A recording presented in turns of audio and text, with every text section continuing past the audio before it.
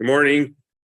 This is Pat O'Connell calling to order the New Mexico Public Regulation Commission's regular meeting on Thursday, September 21st, 2023. Mr. Cameron, can you call the roll? Commissioner Ellison. Present. Commissioner O'Connell. Present. Commissioner Aguilar. Present. All commissioners are present. You have a quorum, Mr. Chair. Thank you. So next item is to stand and do the Pledge of Allegiance and the state pledge.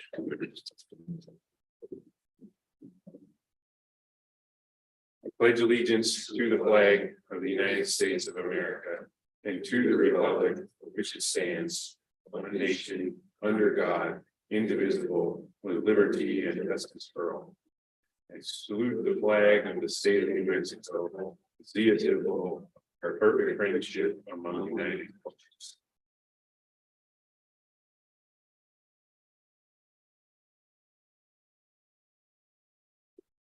Thank you for that. Next up is consideration and approval of the agenda. There have been requests to move a few agenda items around and possibly to remove an item or two. So I'll walk through the requests I have, and then commissioners, if you have additional requests, I'll turn it over to you. But the requests I've received is first, move the presentation about natural gas. Yeah, procedure regarding investigation of September 8, 2023 potential gas incident. That's item 3 in discussion and potential action, but go ahead and move that up in front of consent action because Mr. Rilkoff and Mr. Montoya are not in the office today in different time zones. So just to accommodate their schedule, move that sooner on the agenda. That was item 1.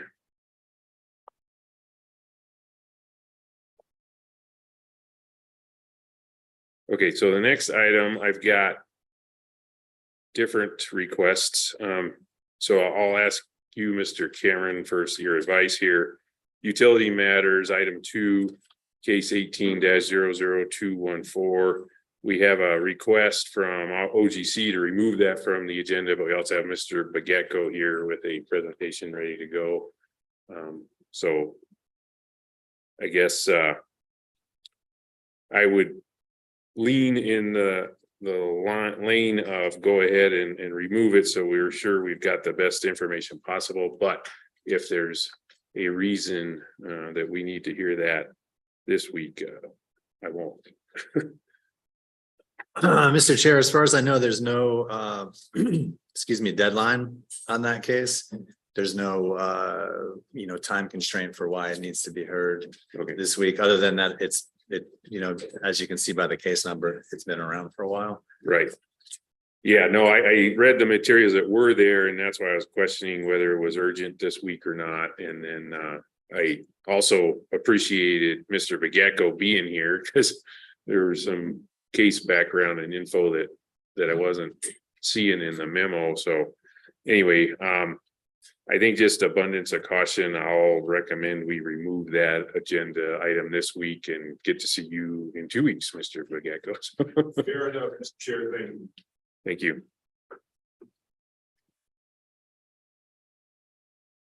Okay, so those, I guess it was only 2. I thought it was more than 2, but commissioners, do you have any other items to discuss on the agenda? I do not.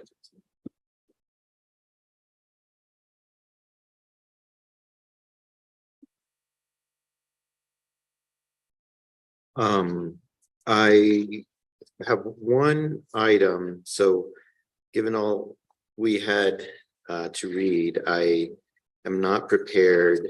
Something had to give, and so I'm not prepared on the meeting minutes. Okay. So I don't know if we want to talk, keep that on the agenda or table the minutes. I'm happy to defer that. I mean, the minutes are a record, and I'd rather get them right than. Do you agree with that, Commissioner? Okay, so I will move that we proceed with the agenda with the following modifications. We're gonna table item 6, approval of prior meeting minutes. We're going to, in its place, take the presentation on procedure regarding investigation of September 8th potential gas incident into its spot. And then we'll proceed with the consent agenda as noticed. The regular action items as noticed, with the exception of removing utility matters, item 2. Mr. Chair, can I interrupt for a second? Yes. As far as the minutes go from the last meeting, which I think were the ones that you were referring to, Chairman Aguilera. Yeah, I think under OMA, we need to consider those today. For which meeting? We've got our August 24th and September 7th in our package. Well, under OMA, the minutes need to be prepared within 10 days and then considered basically at the next meeting where a quorum is present. So I'm asking that question because August 24th, that didn't happen. Correct. So we should definitely be talking about those today. And I think the 7th. Okay.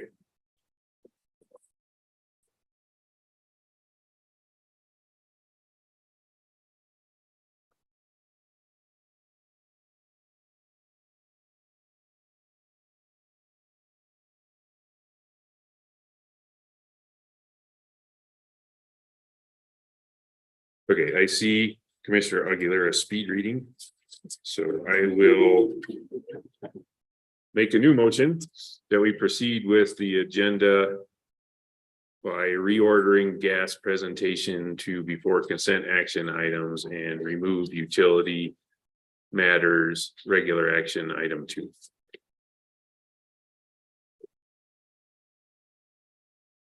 Did we have a second? From the commissioner who's not speed reading? I'm second. I'll second. Thanks.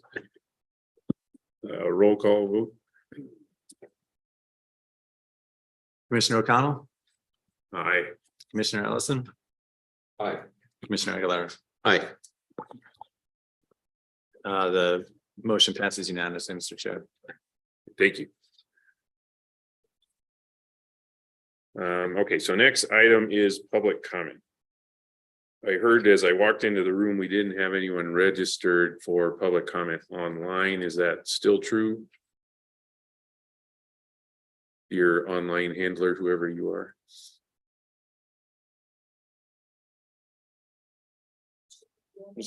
Yeah, I see Jordan coming off mute. If you could hear me, there's no public comment. Okay, I think I heard you say no public comment. Then is That's there correct. anybody in the room that was here for public comment? No. Okay, so we have none. Announcements. First up, Office of General Counsel. Do you have any announcements for today's meeting? Thanks, Mr. Chair. Just a quick one. Happy to announce for the I guess second meeting in a row that we have another addition to the Office of General Counsel. Another attorney has joined us this past Monday. Katie Lang, she is here. And maybe let's say a few words. Good morning, Mr. Chairman. Commissioners. Katie Wynn. I come to the PRC most recently from public practice doing civil litigation. Prior to that, I was with the Attorney General's office for 2.5 years. I did multi-state arbitrations and administrative law, and I'm really excited to be here today and look forward to serving the state of New Mexico in my new position. Great, thank you. You're welcome. Okay, so next, is that your list? That's it, Mr. Chair. Thanks. Okay, so next we have recitation from a meeting that we had this week. So I'll go ahead and read that in the record because I was in attendance.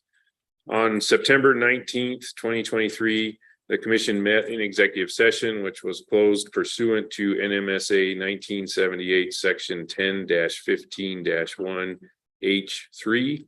Deliberations by a public body in connection with an administrative adjudicatory proceeding and NMSA 1978, section 10-15-1H7, meetings subject to attorney-client privilege pertaining to threatened or pending litigation in which the public body is or may become a participant.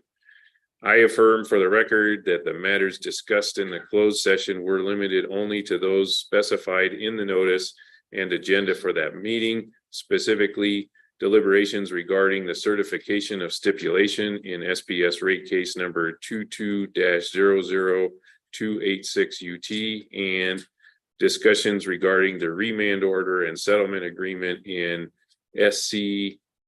Supreme Court case S1 SC 39440 P&M versus PRC, and that's PRC case number 19-00018 UT. I further affirm that no official or final actions were taken. Okay, so just next announcement.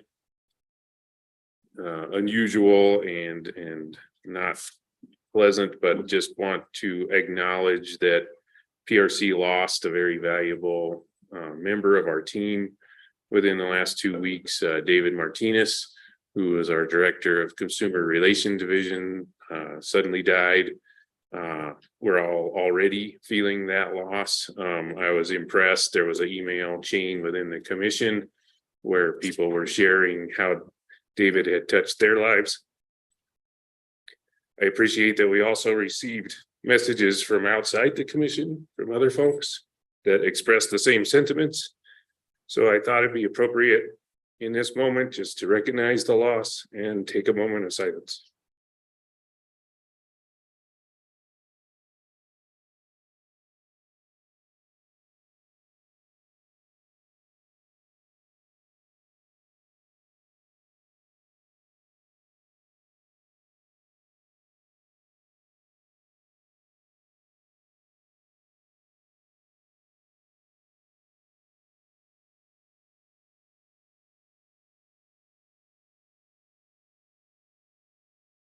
So thank you. So next on the agenda is approval of prior meeting minutes. We'll take the August 24th minutes first.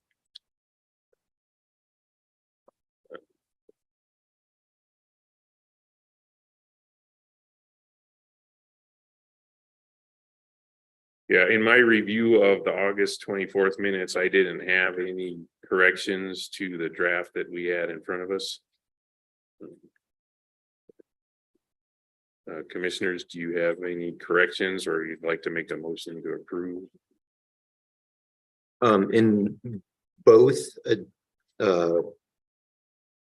meeting minutes, to correct my last name from Aguilar to Aguilera. Several instances.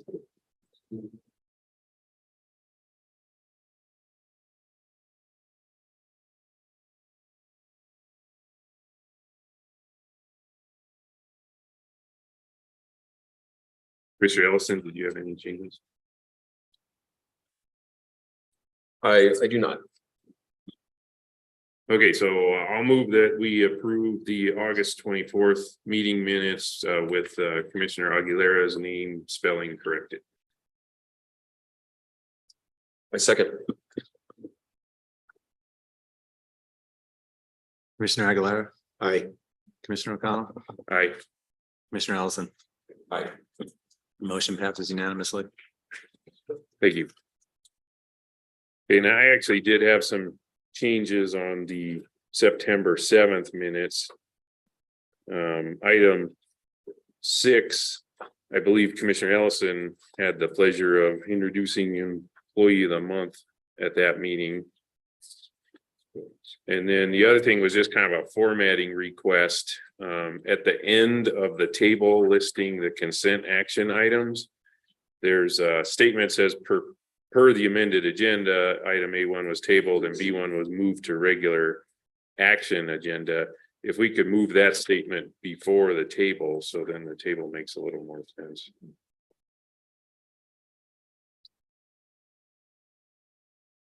And that was the extent of the changes I was going to propose. And then as noted, correct the spelling of Commissioner Aguilera's name. Mr. Chair, were you proposing to change that sentence that you just read on the minutes? It says was moved to regular consent agenda. You said action agenda. Are you proposing to change that word also? If I'm looking at the same thing. Yeah, thank you Okay. for clarifying that. I did say that and I did intend to make the change Okay. because item 10 is regular action items. So.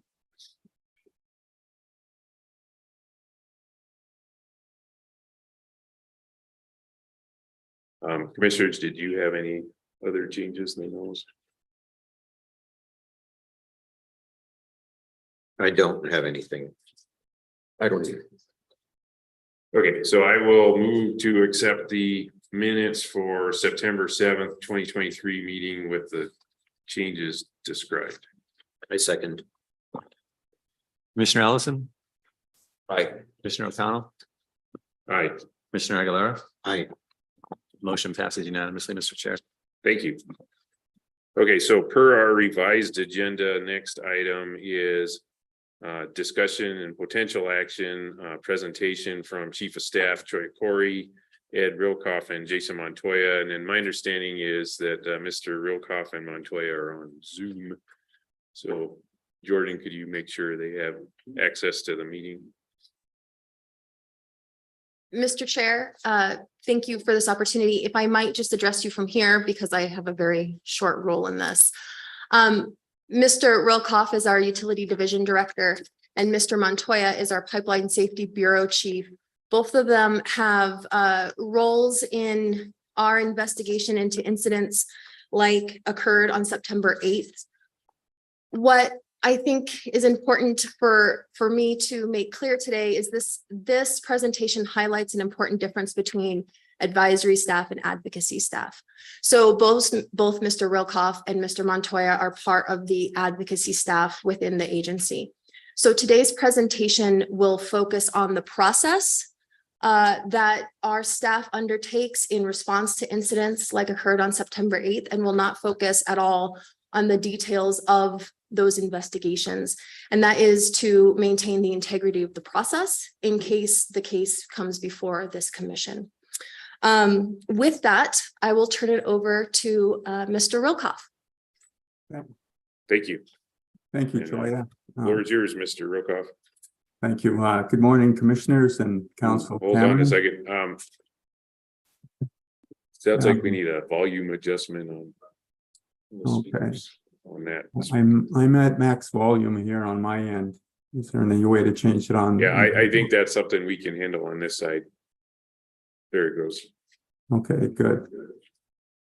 Okay, I'm just going to provide a brief presentation on what the utility division does in the event of natural gas interruption and the reporting requirements of the gas utilities.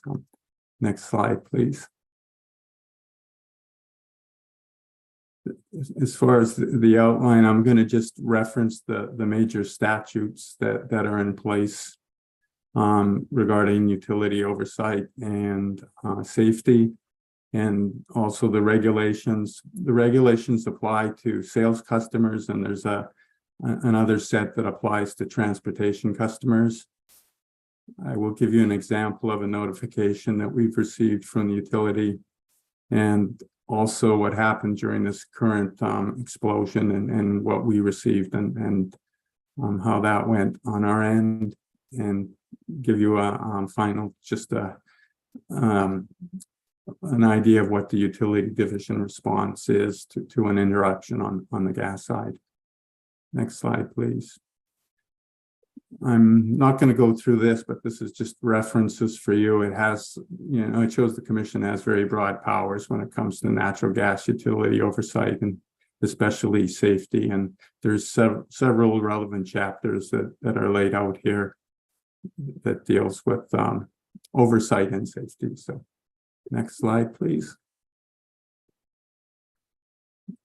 The regulations also refer to this oversight and safety, and you can see the objective of 650, which is sales customers, is to promote safe and adequate service to the public. Next slide. Here are the regulations for sales customers, and the interesting part of this slide is under point number 1, that the utility should provide records of interruptions for 50 more of its customers. So technically, if you have an interruption of one customer, the utility isn't required to provide notice to the utility division, but it does as a courtesy. Otherwise, every time there was a valve turned on or off in the system of over 540,000 customers, it would be overwhelming. Next slide, please. Similar reporting requirements, but on the transportation side and transportation for sales. But what's different, it's kind of interesting. It's not the same as on the electric side where things happen, immediately, and there's hourly or bi-hourly reporting requirements. The reporting requirements are less stringent in terms of timing, but they have to provide a report within 60 days, and usually those are done well within that 60-day period, and almost immediately. Next slide, please. This may be difficult to read, but it's just an example of a transportation customer outage, and the gas company reported the outage and what was done to get service back online. And it was, I think service was online that same day. Next slide. The current explosion, I hope I got that date right, but I thought it was September 7th at 2:20 p.m. And what happened is the gas company representative called a staff member and reported the incident about 2 hours since the incident occurred. And at that time, it wasn't clear what the cause of the explosion was. And that information was shared internally, and staff received a follow-up email on September 12th. And again, gas company has always been good about providing updates to the staff. What's interesting too is Jason is going to talk, but generally Jason is going to find out about this long before staff does. But we are included in the loop, and we update whatever information we get amongst staff and Jason and with the chief of staff. Next slide, please. So to conclude, in terms of being notified of an interruption, we'll review it. In my time here so far, they've been pretty minor things like the example I showed you. And repairs have been made and service has been restored, so there's no further action needed. And if there are more serious situations, then we just the utility division staff essentially notifies people within the PRC. So that concludes the utility division protocols here.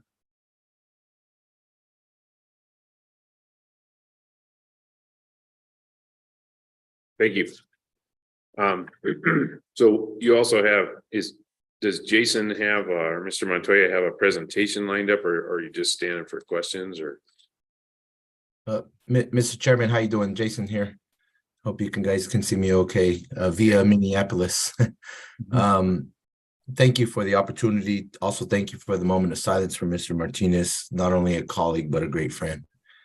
I have a short presentation, just verbal, nothing in PowerPoint. Ed one-upped me on that today, but just so the commission knows and everybody that's listening or they're in presence, notifications of incidents are required per federal regulations, which are incorporated by reference in rule. And it has to meet certain criteria, such as a loss of life, significant damage, projected cost of restoration, etc. And when those criteria measures are met, it is required of every operator in the state of New Mexico nationally, actually, to make a telephonic notice to the Pipeline Safety Bureau. So we remain on call 24/7 for these incidents are related to gas, accidents are related to liquids. And so then we deploy a crew, possibly depending on the circumstances, and begin our investigation. And I won't go into the details of an investigation, obviously collect data, interview the witnesses, make observations, etc. If warranted and pursuant to NMAC 1860.4, we will issue a notice of probable violation letter to the operator if we determine that they are in violation or out of compliance of federal and or state regulations.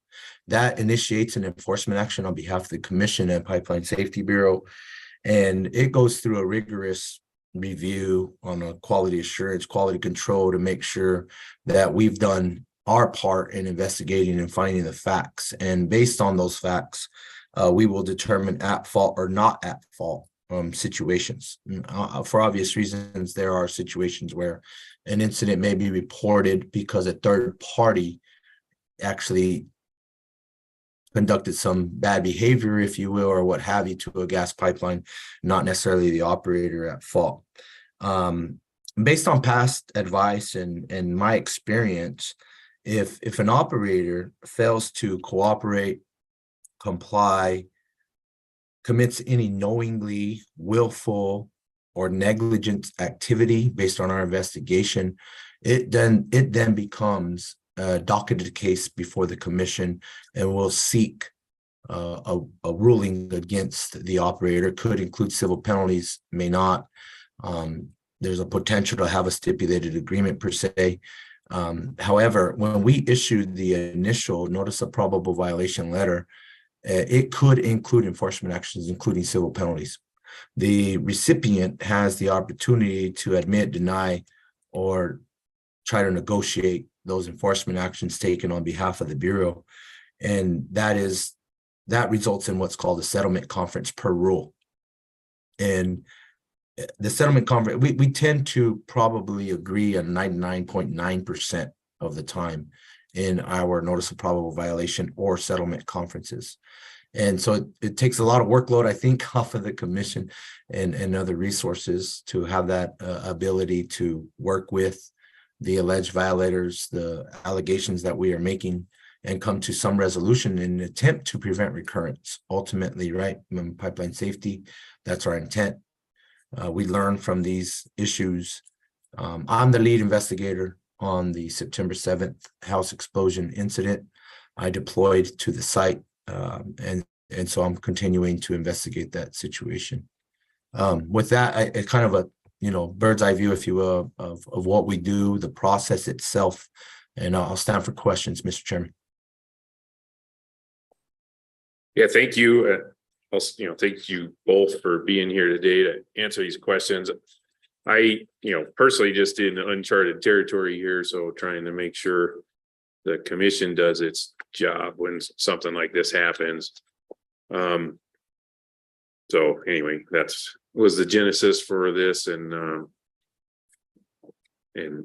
why I asked you to be here today. And then my open question going in is, should we docket a case now?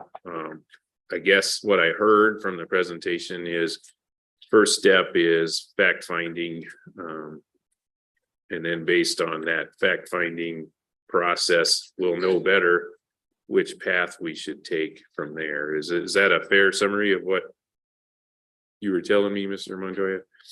Mr. Chairman, Commissioners, yes. Per rule, we have to initiate an enforcement action, if you will, by issuing a notice of probable violation letter.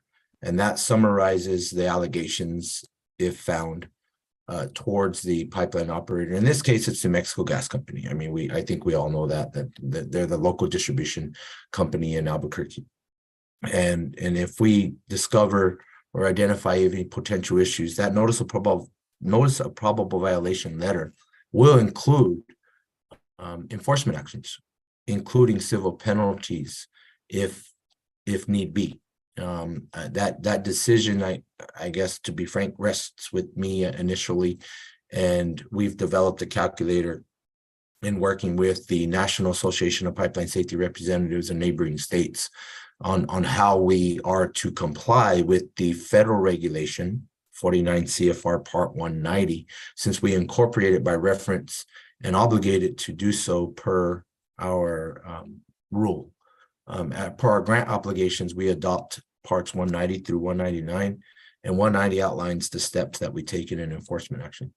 If we can't settle, if we can't negotiate corrective action items to prevent recurrence, it's likely to become a case before the commission. And then as that process goes on, is the commission made aware somehow? Like, will we get a copy of the notice of probable violation letter if it gets issued, or will we get a result of the settlement conference? Mr. Chairman, Commissioners, I truly believe at the conclusion of our investigation, when we issue a notice of probable violation, it's public record at that point. And so absolutely, I don't know why a commission or anybody else that requests a copy of shouldn't receive one. So I'd be happy to share that with you.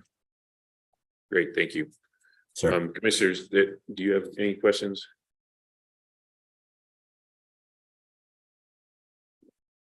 Okay, so again, I initiated this conversation just because the incident we're talking about happened in my neighborhood, and I thought it was easy to put myself in the shoes of the folks who live near there.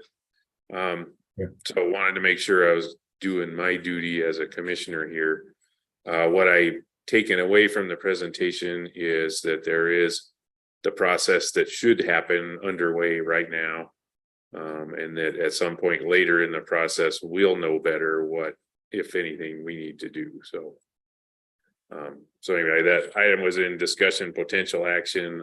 I don't see an action we need to take at the moment. So just the going once, going twice. If my fellow commissioners agree with that, we can move on to the next agenda item. Again, thank you for joining us, Ed and Jason, and see you down the road. Thank you, Mr. Chairman, Commissioners. Have a good day.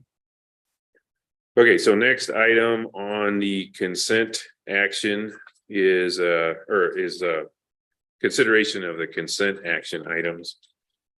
Commissioners, do you have any questions or discussion on the consent action items?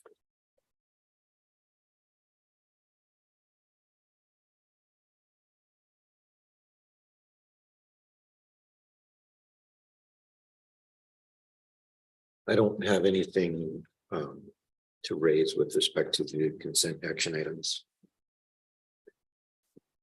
Good. I also do not. Okay, so I will move for approval of the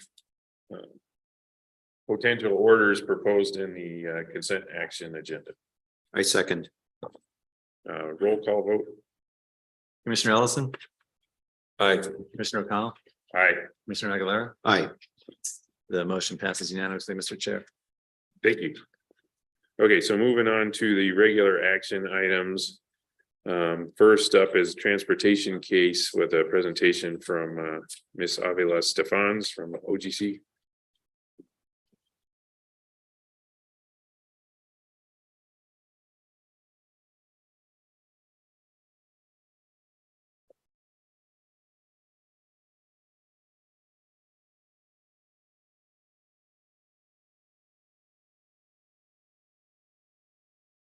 Good morning.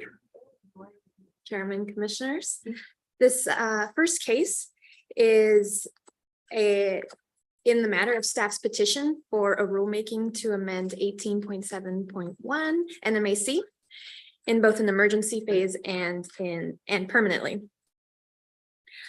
The order, as some background, in the last legislative session, the legislator gave transportation network companies, TNCs, the ability to provide non-emergency medical transport services starting on July 1st. And in response to the new law, staff petitioned the commission to provide guidance to those TNCs by adopting the law as an emergency to ensure that the law was in place prior to the July 1st timeline, and then permanently. On May 10th, the commission issued an order finding the need for the adoption of an emergency rule. and simultaneously initiating the permanent rulemaking and issued a notice of proposed rulemaking. On June 8th, the Office of General Counsel filed a notice of filing of the temporary emergency rule with the State Records Office, and that rule was published in the June 13th issue of the New Mexico Register. On July 5th, Lyft Healthcare submitted a written comment in support of the rulemaking, and no other written comment was provided. On August 11th, the public comment was held, and it was attended by various stakeholders, but no oral comments were made. And the record closed on August 25th. And the order in front of you adopts the rule as it was petitioned by staff. And I stand for questions.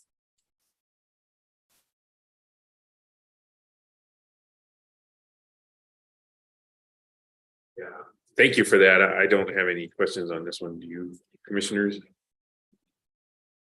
Just to clarify, the proposed rule, is it the same as the temporary? It is. In substance, it is exactly the same. The only difference is the State Rules Act requires us to say that this is an emergency rule. So once this is published, that line that says this is an emergency temporary rule will go away, but substantively, it is all the same.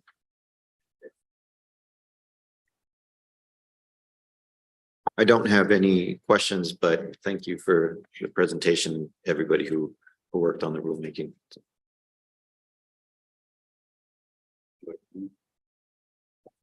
I move to adopt case number 23-00156, the order adopting rule.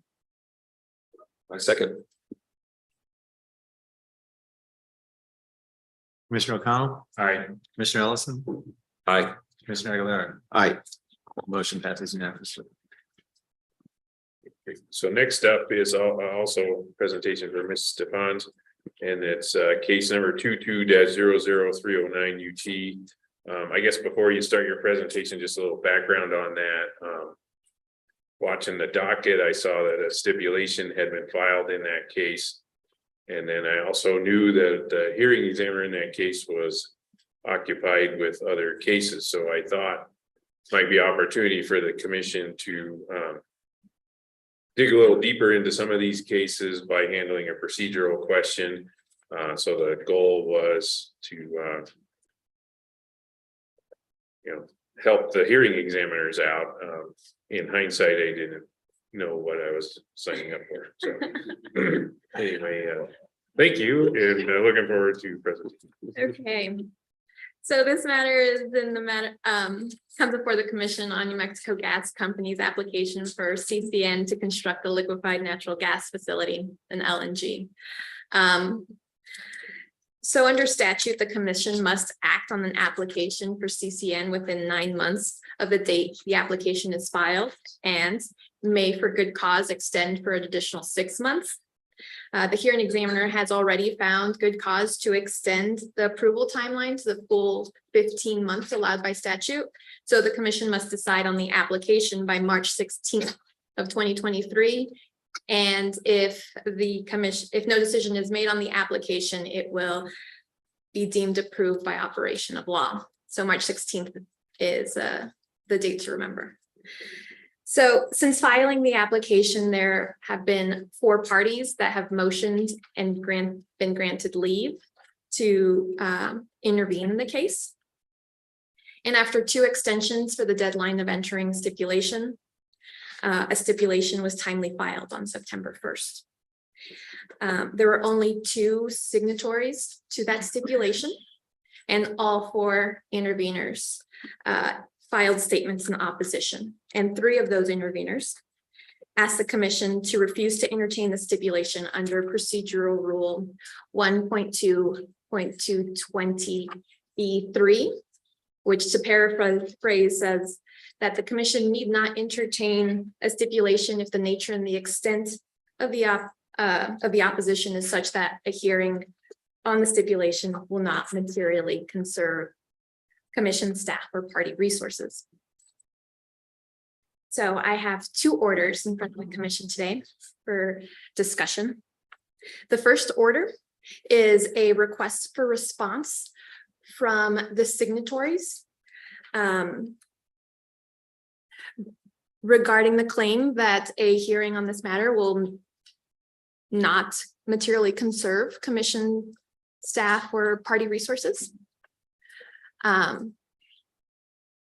But under our procedural rules,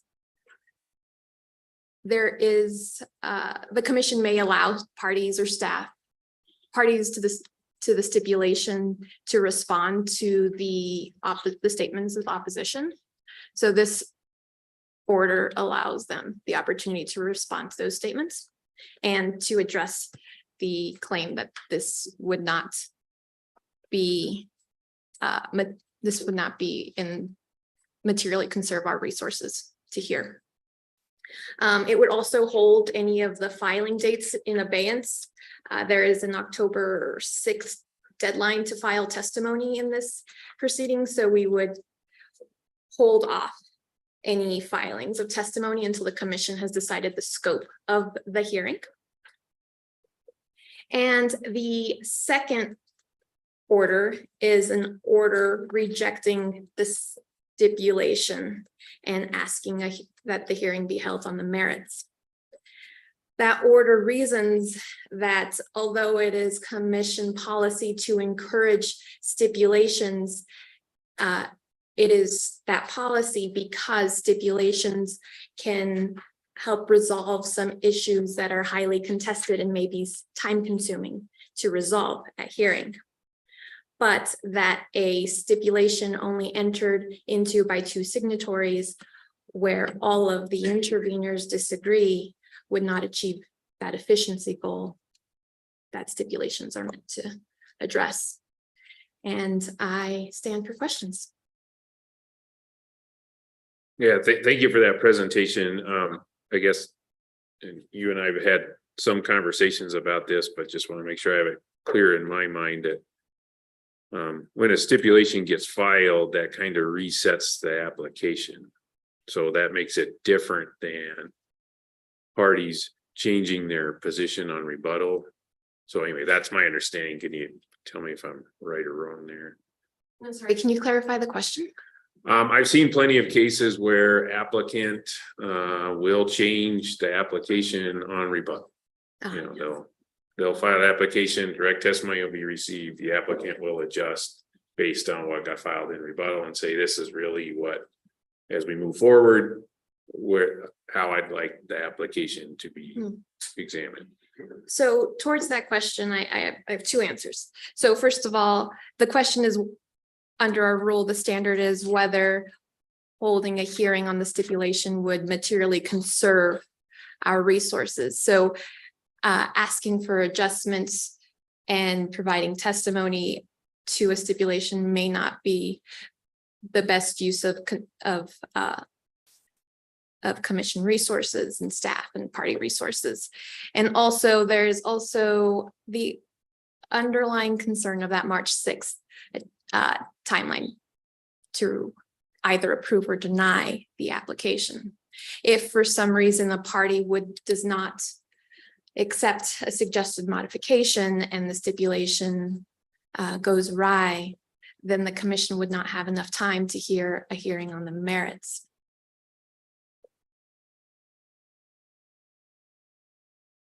Also, the hearing on this is on December 4th and through the 8th. So that's why I say the commission would not have enough time to address the merits.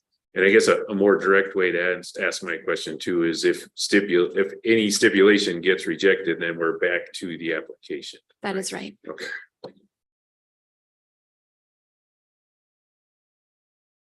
And I think you hit the nail on the head, at least in terms of how I'm thinking about this, is will proceeding really conserve resources, especially because the clock is already set. You know, we don't have any more flexibility in terms of decision date in this case.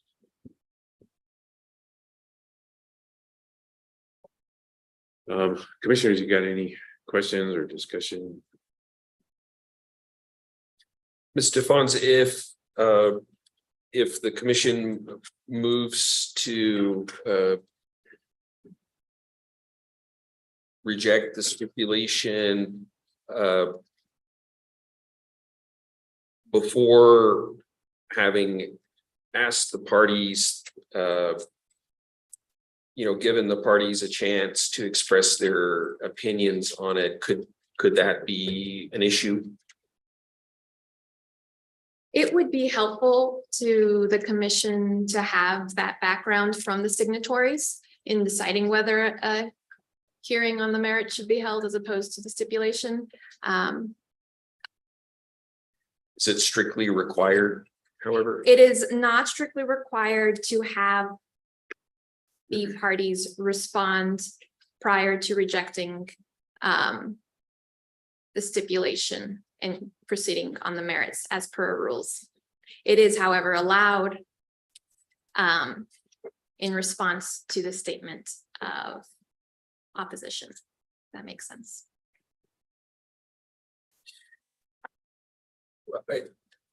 And I guess as I look at this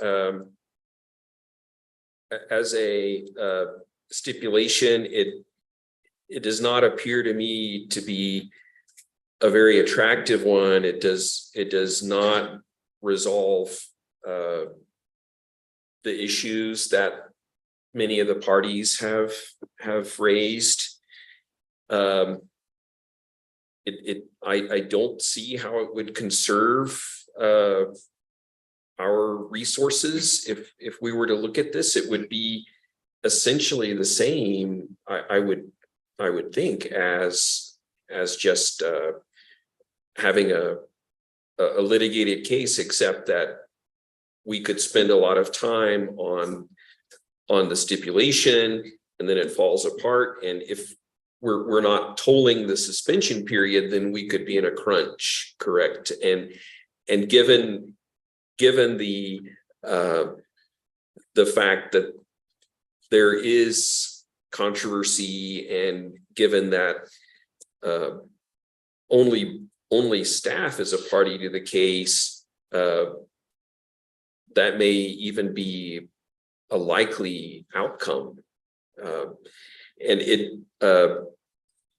I would think that the stipulation should on its face be something that's attractive, that represents an improvement as compared with the original application. And I just struggle to see where the improvement is. I know they've a cap on the amount of investment that would be recovered from ratepayers is part of the stipulation, but I didn't really see anything else that seemed like it would was a significant departure or improvement as compared with the original application. And so I guess part of me is wants to say, I don't like the stipulation. I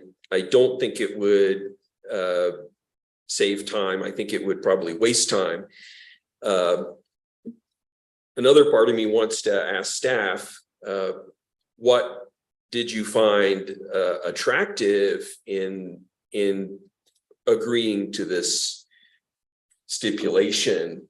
What did you see was in the public interest when you entered into it? So I guess I'm open to either course of action. Well, I just want to say at the moment we're at, it's really about the process moving forward of how to handle stipulation. So trying to make sure I evaluate that based on the rules that are in front of us, not my extrapolation of where I think the case is going to go. Do you have anything, Commissioner Aguilera? Yeah, I mean, I won't weigh in on the merits of what's in the stipulation, but I will say that with respect to some of the issues raise some of the benefits claimed, I think more discovery is needed, such as the reliability benefits. But there are also other issues raised by the opposition that the stipulation does not even consider, such as health and safety. And these are, for me, other issues that also require further discovery. And so because the stipulation I don't think would allow us easily to discuss these issues, I don't see how holding a hearing on the stipulation would conserve commission staff and other resources.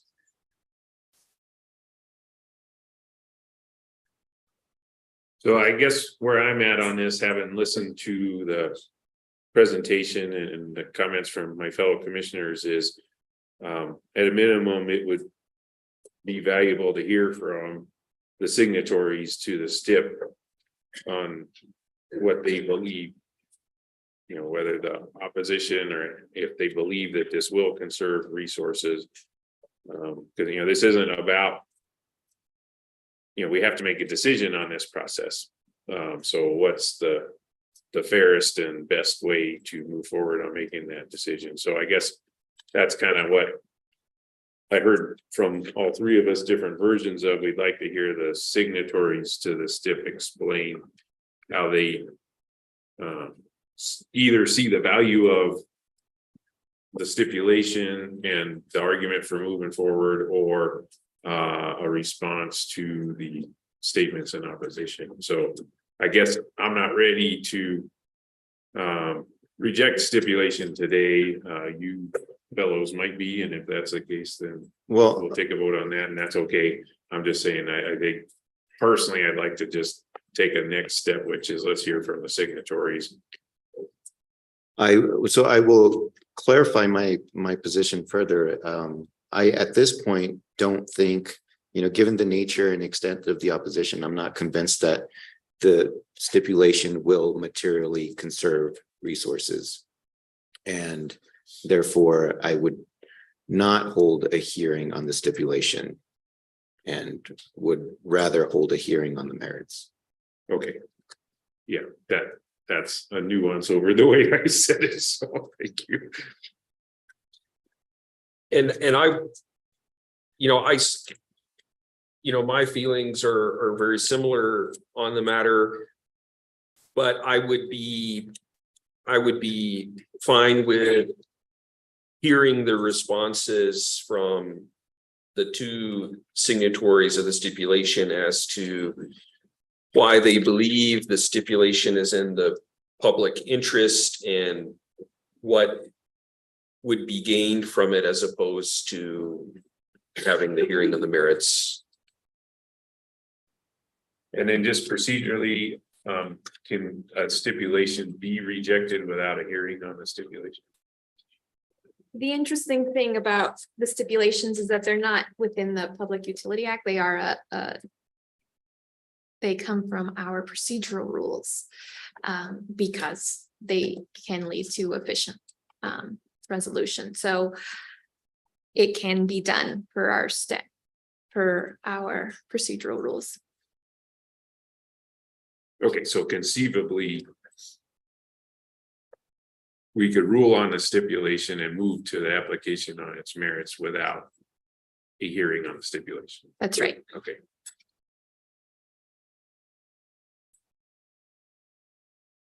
Because I guess when I'm thinking about conservation of resources, unless there's good reason to have more than one hearing, it seems like shooting for one hearing is a good outcome.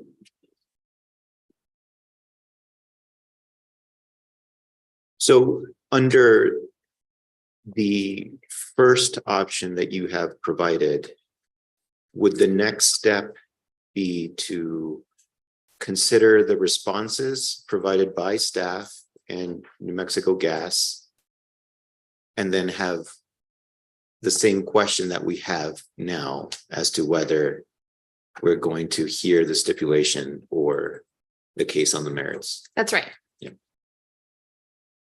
And given my belief that there are other issues that require discovery and discussion in the context of a hearing, I would not vote for that first order because I think that would cut against my belief. You know, if I were to vote to hear what staff and New Mexico Gas have to say with respect to, you know, the public interest and all of that, which I think should have been included already, that cuts against my belief that I am ready to decide right now that I would rather move to a hearing on the merits. And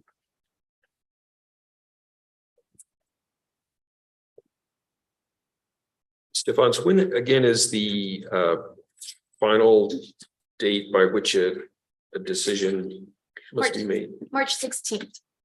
And then the public hearing is going to be on December 4th through the 8th. We just don't know the scope of that hearing.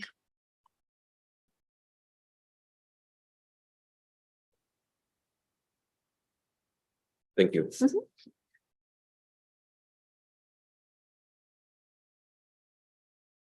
Okay, so if I heard you right, Commissioner, you're not ready to vote on option one.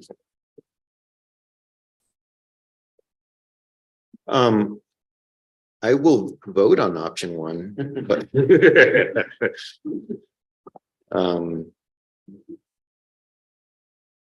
So I guess the question is, do you want to move for option two, or do we want to come up with a third way? okay, given that I believe that, you know, the nature and extent of the opposition here is such that hearing the stipulation will not conserve commission staff resources, and that allowing an additional opportunity to respond to the comments in opposition is not required, I will move to approve the second option, which would effectively reject the stipulation and have us hold a hearing on the merits of the case.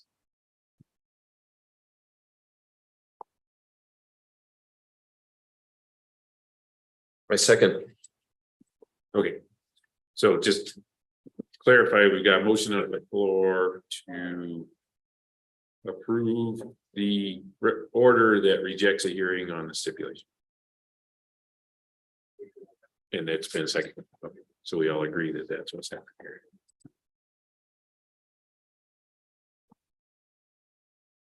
Yes, and I think the practical effect is rejecting the stipulation because we won't hold a hearing on the merits, but I guess just for clarity, is this an order rejecting the stipulation, or is it an order denying a hearing on the stipulation? Well, like you said, they are practically speaking, the same thing. But this is considering what was requested was to deny entertaining the stipulation. Yep. So this would be an order denying a hearing on this Okay. stipulation. Yes. Right. So, yeah, so to clarify, it is a vote on the order denying stipulation of settlement and requiring a hearing on the merits and amended second procedural order.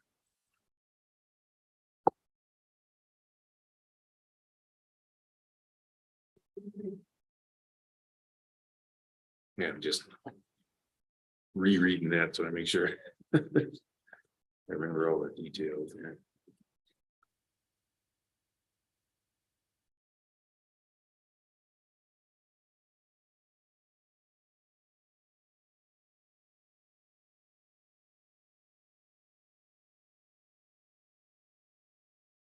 Okay, so we've got a motion and a second. I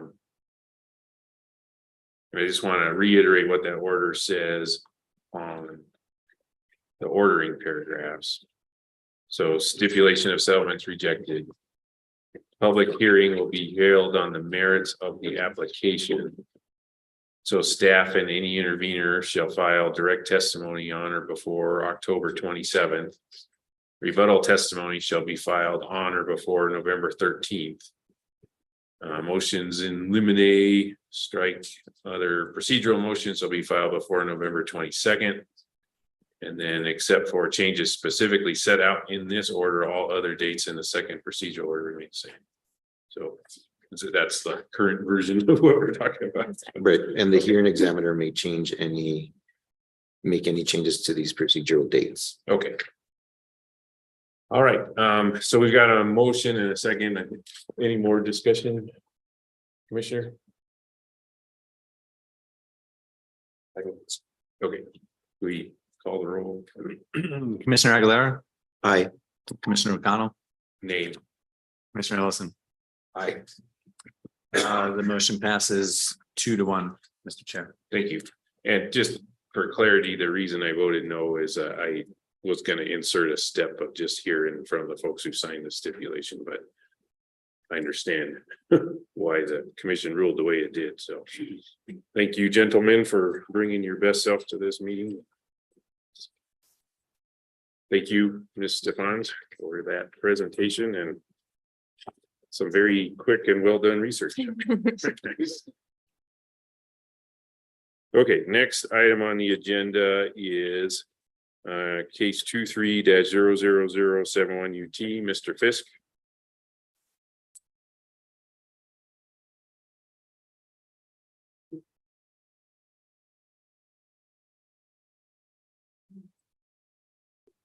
Morning, Mr. Chairman, Commissioners. Morning. So first up is the matter of docket number 23-00071 UT. This is in the ongoing proceeding before the Office of the Hearing Examiners with regard to tariffs, agreements, and forms that have been proposed by the utilities, the three qualifying utilities, which are, of course, PNM, EP, and SPS, for the community solar program. Phase one of the proceedings, as per the Commission's March 1st order, concern two particular, one agreement and one form. One is the agreement, the Community Solar Subscriber Organization Agreement, which is the standard form of agreement between the utilities and each subscriber organization. And the stipulating parties have agreed upon a general form and also three forms that are specific to each of the utilities, which have slight changes. And then the other document that the stipulated parties agree to is the community solar subscriber disclosure form. This is an authorization for disclosure. This is the form that allows subscribers to subscribing organizations or community solar facilities, community solar projects. This is the form where they will authorize the utilities sharing of information, confidential information, and also just sensitive information that the utilities hold as to the customer with a subscriber organization to facilitate the relationship and the payment of the solar bill credit, the calculation. The stipulating parties are all the parties to the case except for one, and that one party does not contest the stipulation. So the stipulation is 100% uncontested. There was a hearing, a one-day hearing held on the stipulation, and there was evidence presented by all three utilities, by the Renewable Energy Industries Association, which generally represents the interests of subscriber organizations, and also by staff. And I've cited staff's testimony in my proposed order. According to staff, the stipulation meets all three legal requirements that are applied by the commission to the review of uncontested stipulations. First of all, it's been negotiated by knowledgeable, capable parties. I think that's quite clear because you have the utilities on, I don't want to say on one side, but I'll say on one side. And you had REIA, Renewable Energy Industries Association, and CCSA, the Coalition for Community Solar Access, which generally represent the interests of subscriber organizations and to some extent of subscribers when vis-a-vis the utility. So you had, parties that are very experienced and knew what they wanted going in and were able to negotiate. There's also the criterion that the commission uses, which is whether this stipulation would violate any fundamental principles of regulatory practice. And it would not. These are reasonable compromises have been made, but these are clear, reasonable, workable agreement and workable form. And there's nothing, they don't violate the act or the rule in any manner. And the third criterion is that the settlement as a whole must benefit customers and the public interest. And I think, first of all, reaching a settlement of these matters is a benefit to the public in the sense that it will help the community solar program move along quickly. We're in the stage now where selected projects are going through the interconnection queue. Some of them may go faster than others. And to the extent they do, they will begin building and they'll begin soliciting customers, in fact, soliciting subscribers, which I believe that even the projects that are not have not yet received authorization to interconnect, they have probably begun subscribing or soliciting subscribers. They're in the period to do that. So I think having these in place, this agreement, this form in place will help that move along.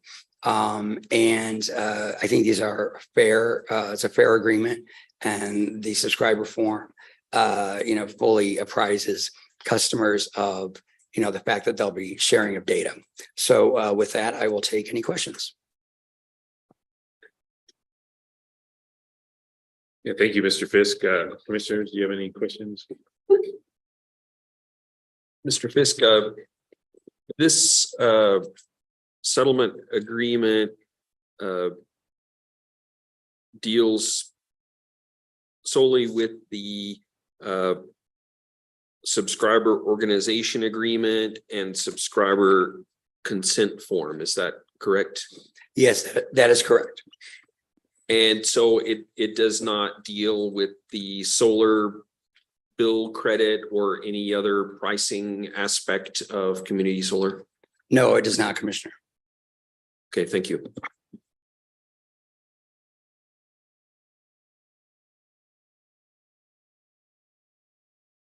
That presentation, so I'll move that we adopt the order concerning uncontested phase one stipulation in this case. Wait, second. Commissioner Ellison, Aye. Commissioner O'Connell, Aye, Commissioner Aguilera. Aye. Motion passes unanimously, Mr. Chair. thank you.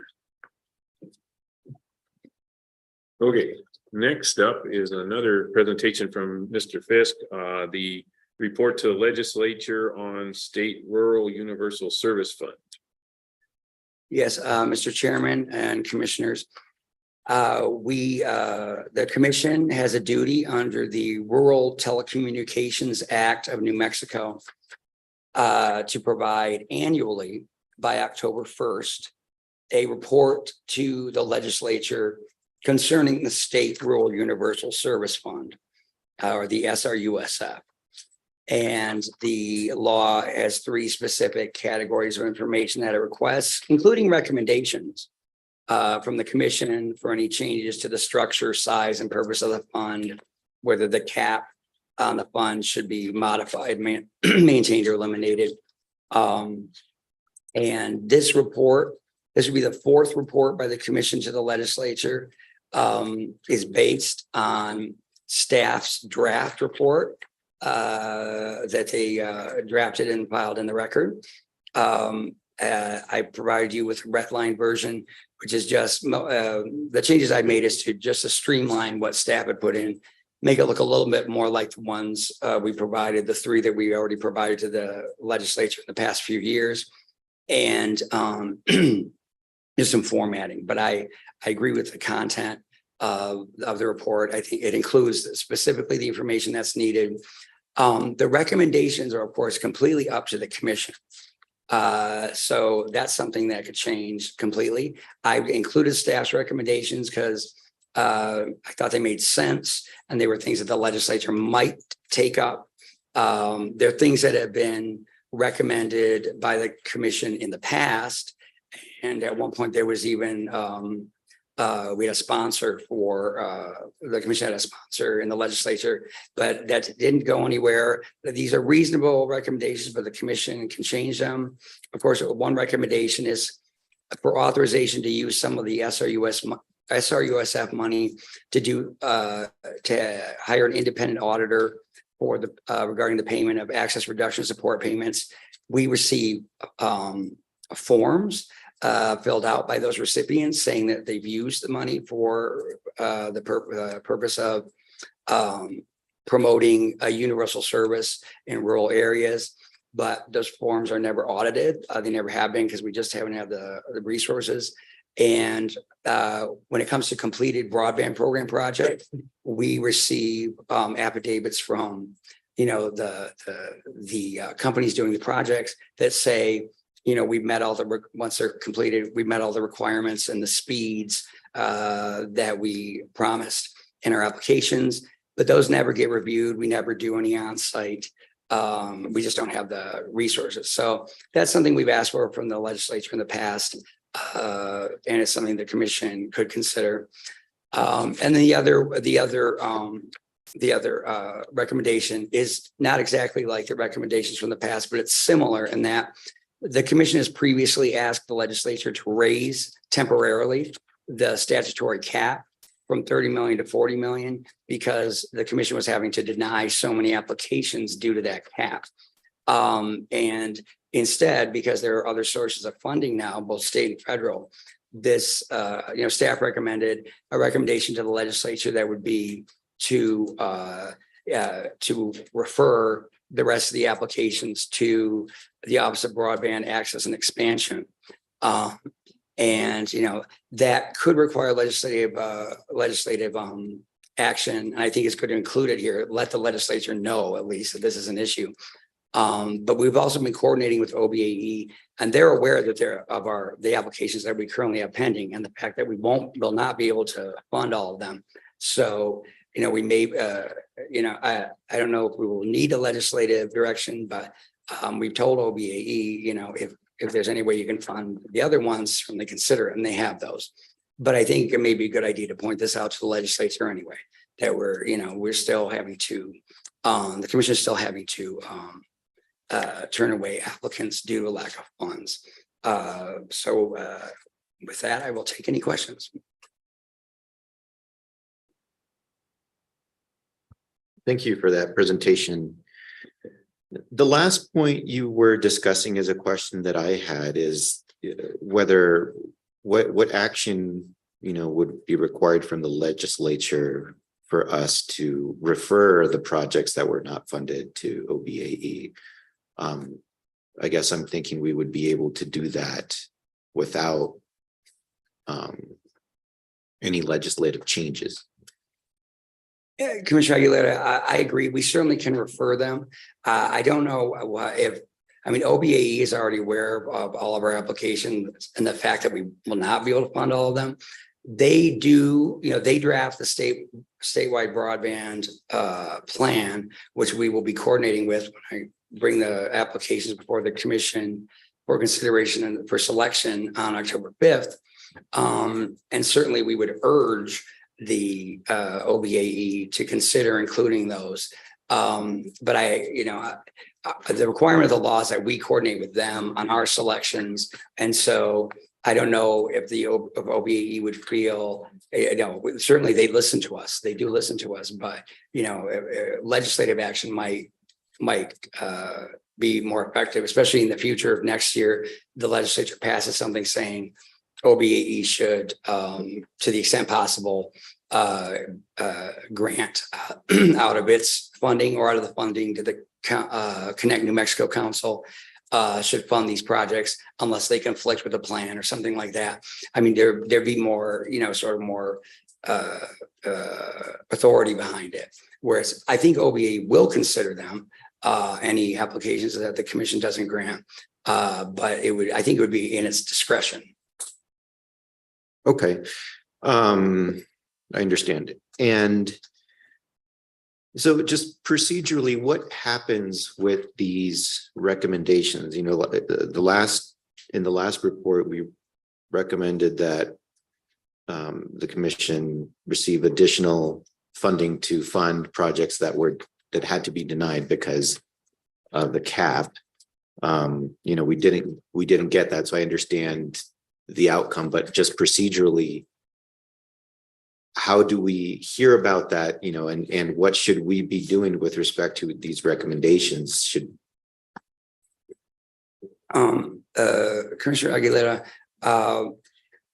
we could do, I know that in the past, when we did get a sponsor who was interested in these recommendations, I believe that one of the commissioners reached out to a particular legislator to get some attention on it. What happens in this process next is that we will once the commission adopts a report and recommendations, we transmit that to the Science, Technology, and Telecommunications Committee before October 1st. And then it's really up to them how much they discuss it or what action they take. I think really does help to have a sponsor. I think the year that we did have a sponsor and it didn't go anywhere was a 30-day session. So I think that was a part of it. But that's how it made, the little progress that it did. Okay, thank you. So thank you for your presentation, and also to staff for putting together this draft report.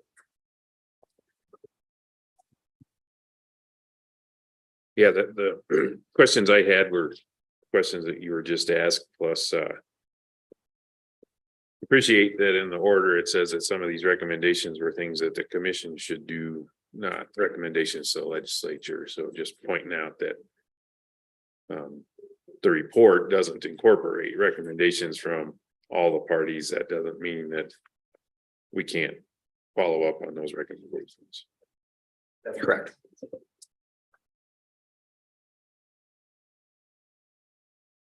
Did you have any comments, Commissioner Ellison? I do not. Thank you for the information, Mr. Fisk.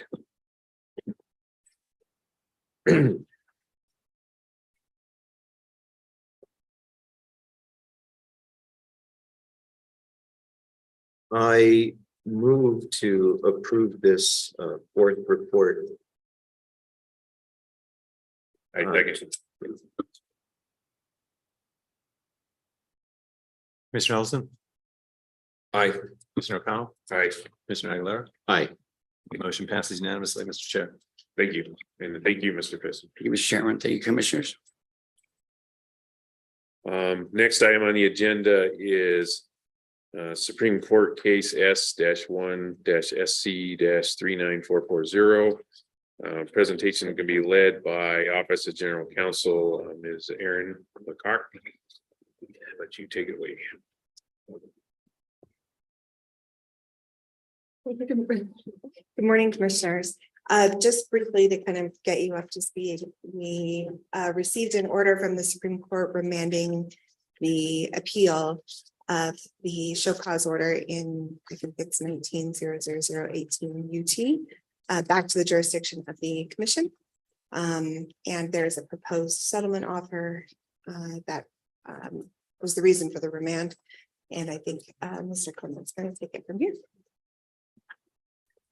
Thank you, Aaron. So as Ms. McCoke said, the issue has been remanded back to the commission for your consideration of the settlement agreement. In your books, you have two different ways that the commission could go that are being proposed to you at this point, two different orders that you could issue. One, which, let me back up just a second. Speaking of stipulations, it's like stipulation day today, apparently, because we consider the settlement agreement as a uncontested stipulation. It was unopposed. All the parties, including the interveners, had agreed to it. So we consider it an uncontested stipulation. And when an uncontested stipulation comes before the commission basically has at least two options for considering that. One is to hold a public hearing on that to determine whether it should be approved, or in extraordinary cases for good cause shown, the commission may forego the public hearing. So in front of you, you have two orders, one which goes the public hearing route and one which forgoes the public hearing. And the only thing I can add is the second order, which proposes the public hearing, was proposed by Commissioner Ellison. It would find that a public hearing would assist the commission in determining whether the terms of the settlement agreement results in a fair, just, and reasonable resolution of the disputed appellate issues. The proposed public hearing would be next September 28th, 2023 at 2 p.m. And it would designate the chairperson to Commissioner O'Connell to conduct the public hearing and make all rulings necessary regarding the public hearing.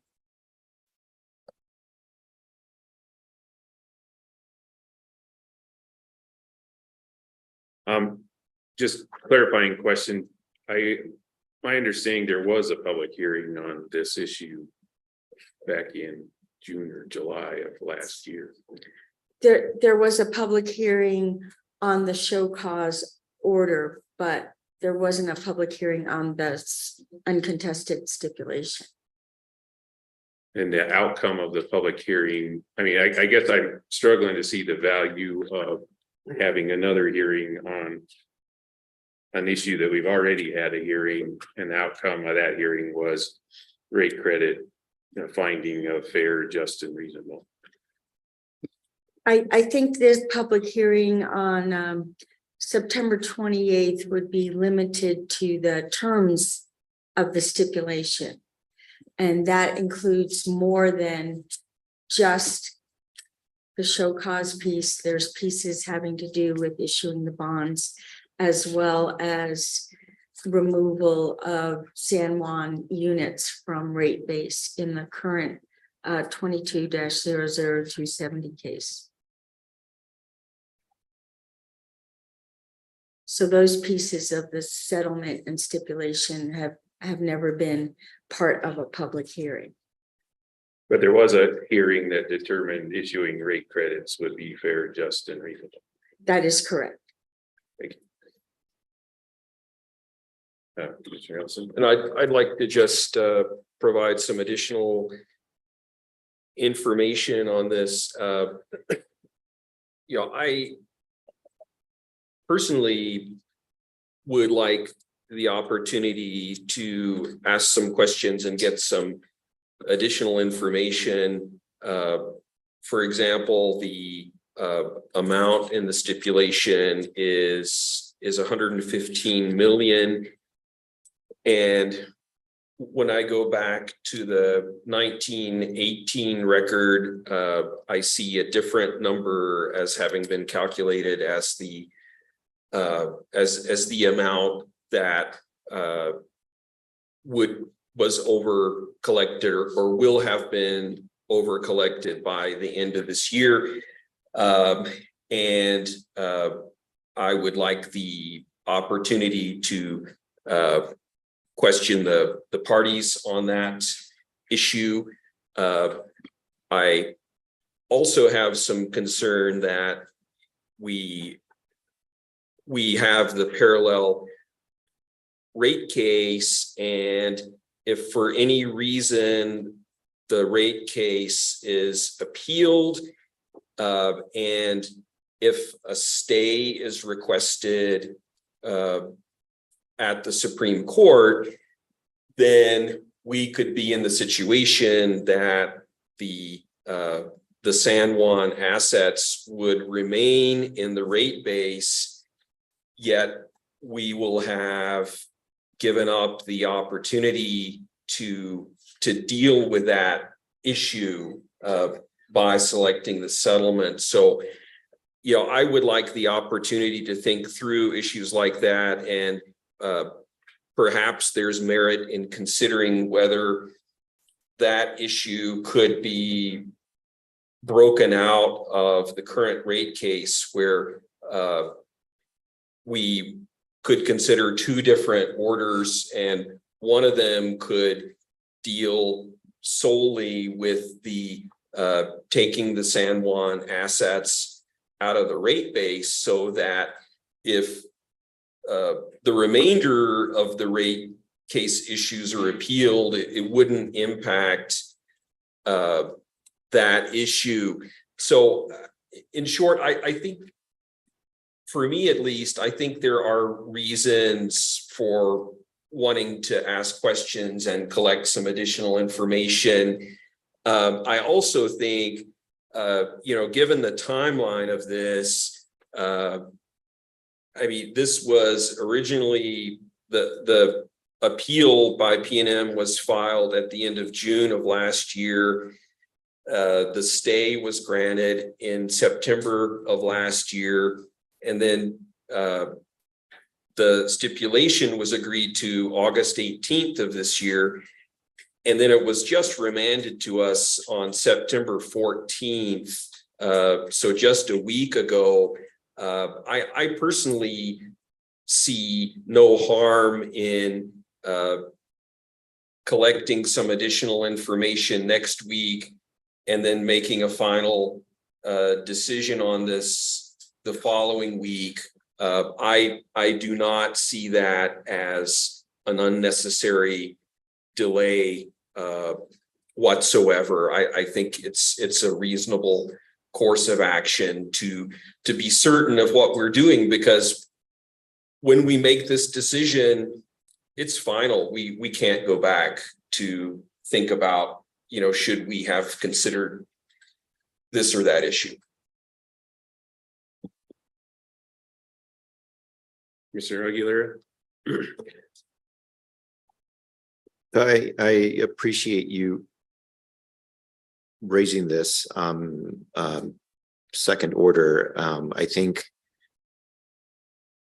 I just want to emphasize that it would, the hearing would be held on an expedited basis.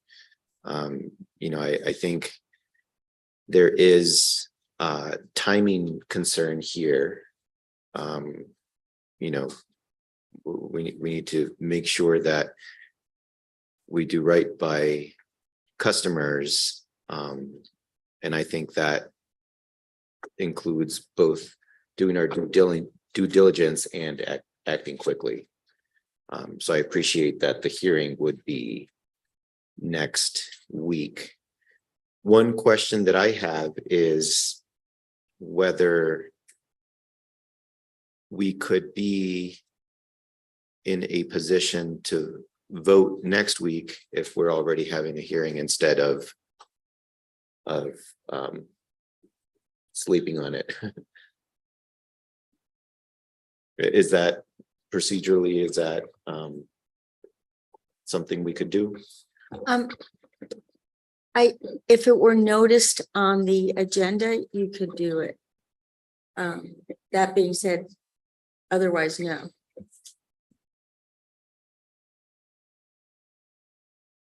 Okay, and just another question for our council, and I know we discussed this, but I want to make sure we're all thinking about this in the same way. Can you state the legal standard that we are considering right now as to whether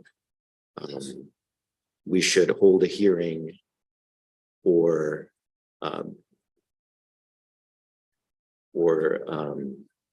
I guess make a decision without holding a hearing? Yes, Commissioner Aguilera. Excuse me. It's in our rules. As I said, this would be considered a formal stipulation and one that's uncontested, as all the parties have agreed to it. They call it an unopposed settlement agreement, and their motion for the remand was unopposed. So according to our rules, once we receive that stipulation, the commission has two choices. One is to conduct the public hearing to decide whether the stipulation should be approved by the commission, or in extraordinary cases for good cause shown, the commission may forego the public hearing.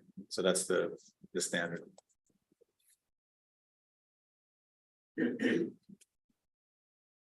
So I guess I'll just start with where I'm at on this, is that customers pay bills, not rates. And so every billing cycle includes low income folks. That's the sad truth of our state. So then the question is there any justification for me to want to do my own investigation when the commission has already done its process? It's not like there was no due diligence on this. It was vetted by the commission a year ago. So is it me or the commission that has lived up to its obligation here? And then the thing that really I also put a lot of weight on is this was a unanimous settlement among a very diverse set of parties to the case. I mean, I can't think of a case that had a more diverse group and unanimous. So I don't want to delay lowering the bills for poor people a day because that's one billing cycle. The other thing I don't believe is true is, yeah, each decision that we make, we should absolutely strive to do absolutely the best we can. The standard is just and reasonable. There is another potential rate change coming. I don't know when that's going to happen. Don't know what it'll be, but the lowering of the bills that will result from approving these rate credits will then get lost in the wash of whatever rate change happens in the future. So for families that are managing their bills, not their rates, and making choices about what to pay for this month versus next month, I just can't, with the amount of process that has already happened in the face of a unanimous settlement, I just can't justify anything that might cause any delay on issuing a rate credit.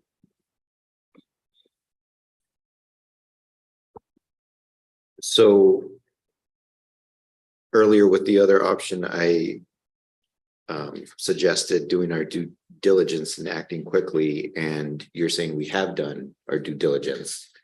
I'm not saying I've done it. I'm saying the commission has done it. Right. And then that was followed up by a unanimous settlement among many parties. Very diverse group of many parties. Yeah, no, I understand that, and I agree with that. In terms of the legal standard that we're facing here, I would say this is an extraordinary circumstance, and you just explained the good cause for it.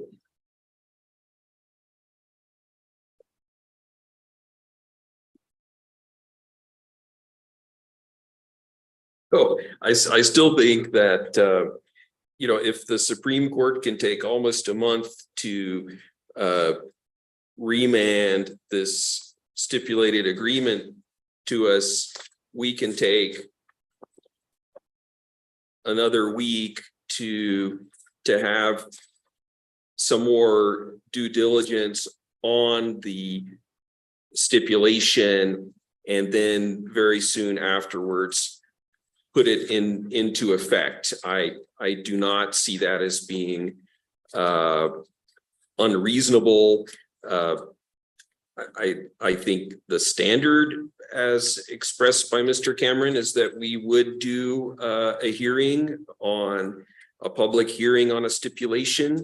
Of course, it's it's a very promising and welcome development that we have this stipulation, and it shows that if you can get that diverse group of parties to sign onto it, then there's probably some strong merit to it. But I don't believe we've had a hearing on the stipulation itself, and the total dollar amount does differ from the total dollar amount that I've seen in the case 1918, and I would want to understand why that is. So I sympathize and agree that we want to get this done as soon as we can. I don't think a 2-week delay for due diligence is unreasonable. And I believe there's another step involved that the Supreme Court has to dismiss the case. Is that correct? So it's not just dependent on what we do, but it also depends on the act when the Supreme Court takes action, correct? That's correct. Yes. Okay. And I believe that it would be a agreed motion to dismiss the appeal, and because of the stipulation. And then once that order is granted, if it's granted, then any relief would take effect 30 days after the Supreme Court's order. So for timing purposes. And Commissioner Aguilera, yes, you could notice it on the agenda and have a vote rather than today. It would be on September 28th, which is 1 week from today. Well, the other thing that I would add, and just to sort of explain where I am, I appreciate what the chair said about, we're looking at whether it's just and reasonable. I do have some concern that holding a hearing could potentially unravel something that is just and reasonable and further delay the problem.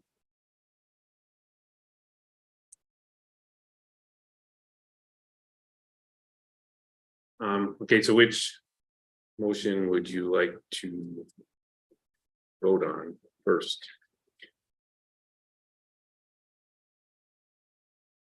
I guess I'm asking the commission to make a motion.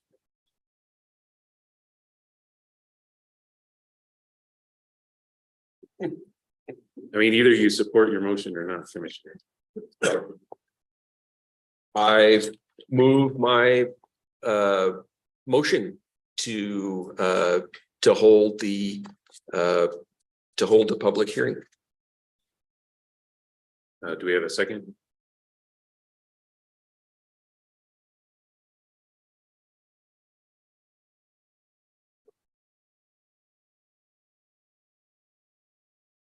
Okay, so Mr. Karen, remind me what happens when a motion does not receive a second. I think the motion fails then, Mr. Chair. Okay. Then I will move that we adopt the motion to lost my book here.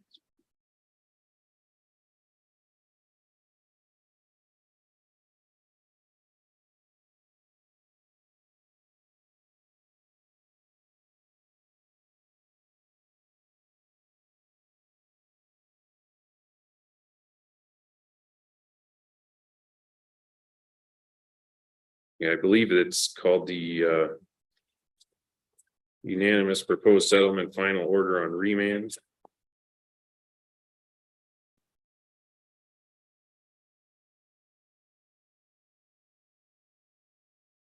We have a motion on the floor to adopt the order to approve the rate credits without an additional hearing. I second. Mr. Cameron, Commissioner Ellison, Aye. Commissioner O'Connell, aye, Commissioner Aguilera. Aye. Motion passes unanimously, Mr. Chair. thank you. And I'd like to take the opportunity to explain my vote. Just because I wanted a hearing doesn't mean that I'm against the settlement. I think, this is what should have happened from the beginning. I think this is the right thing to do. I simply wanted a hearing to do some additional due diligence on the matter. And I think we may still be able to consider whether it makes sense to separate out this issue of the San Juan rate base from the rest of the rate case when we do the orders on the current P&M rate case. So I think there can still be some discussion on how to handle that so that we can minimize any risk. But in general, I do support this and think this is what should have happened from the start. I appreciate that, Commissioner. Is there any further discussion on this item before we move on? Mr. Chair, can I clarify two things? Yes, please.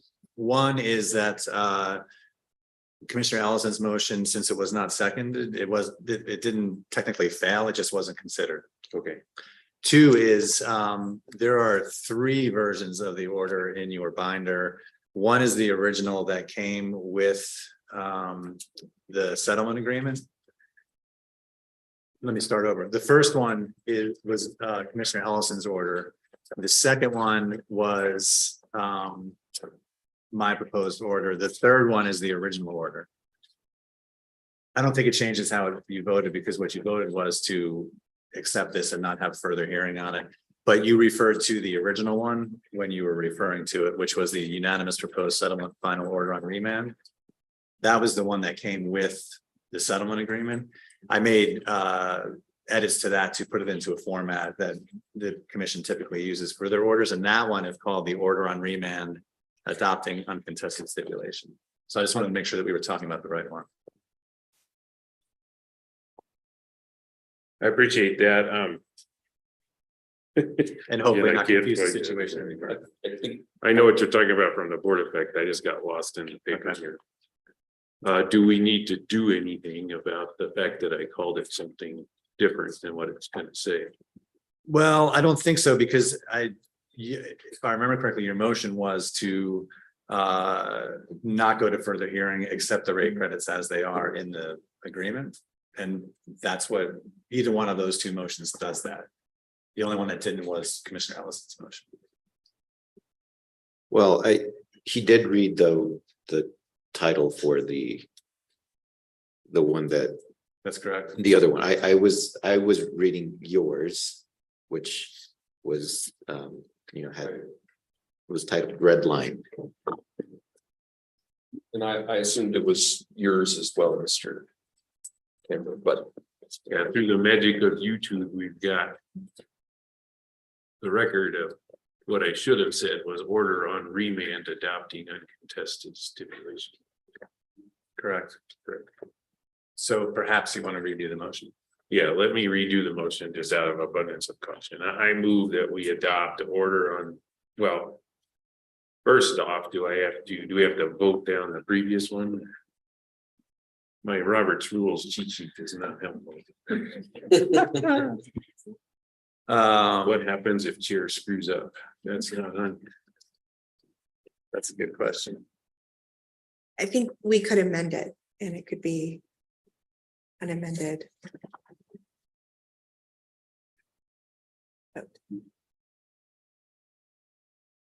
Let's see here.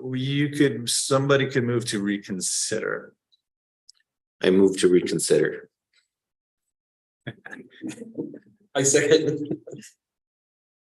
To reconsider is on. Yes, to reconsider the previous motion. Commissioner Ellison. I was just seconding that and On the motion to that reconsider. I move that we consider the order on remand adopting uncontested stipulation as the Let's first finish the motion to reconsider. So I was just asking for your vote. We on have that to undo question. my mistake first. yes. Yeah. Commissioner O'Connell, Yes, Commissioner Aguilera. Yes, Okay, so the motion to reconsider the previous vote passes unanimously, Mr. Chair. thank you. Okay, so now we are in the discussion phase of the accepted motion to reconsider. I will propose the reconsideration that we pretend the previous vote didn't happen and instead vote to approve the order on remand adopting uncontested stipulation. I second. Roll call vote, please, unless, oh, sorry, do we have discussion? Actually, I do want to ask if Mr. Excuse me, Mr. Cameron could briefly explain what is different from the proposed order that Sure, came. Commissioner Aguilera, commissioners, mostly it's, in fact, it's all, there's nothing substantive different from the original proposed order that came to us with the settlement agreement. I changed the format of it pretty drastically to have it fit into the format that we are currently using. One difference, I don't think it's substantive, is I did add, Bernalillo County was one of the signatories to everything, but for some reason was not listed as one of the parties. So I added in their name into the parties. But other than that, it's the same. I mean, I also did change at the end,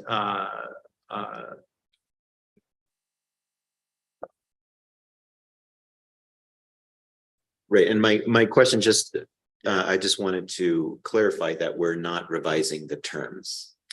we are not revising the terms. What I did add to the end of this, though, now that I realize it, and this was before Commissioner Ellison's proposed order had come up, was not having it become effective immediately, but giving parties until September 28th to file objections to the order. So that is contained in my proposed form of order.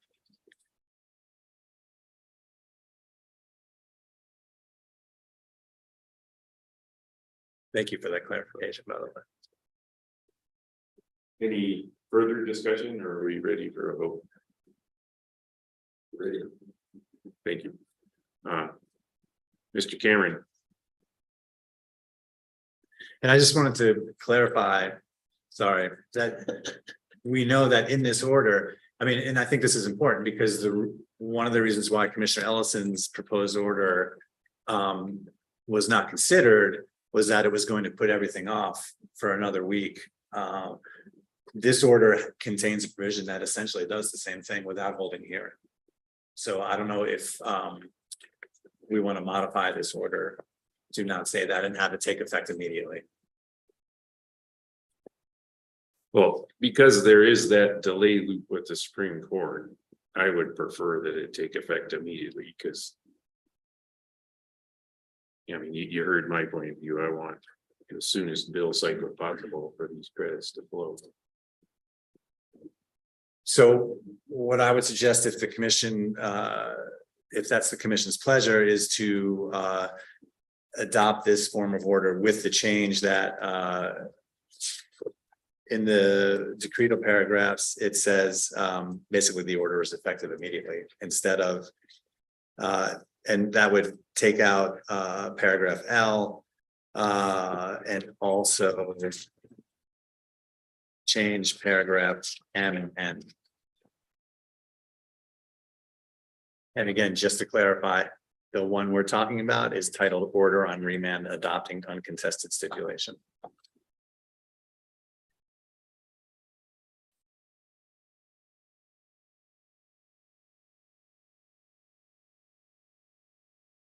Yeah, I mean, I agree with that modification because I'm leaning on this was a uncontested stipulation. And I think the order just implements what the party stipulated to.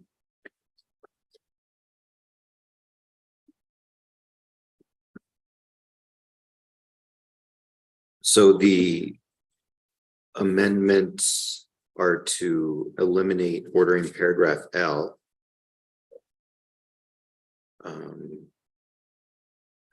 To file objections and to ordering paragraph M to say the order is effective immediately.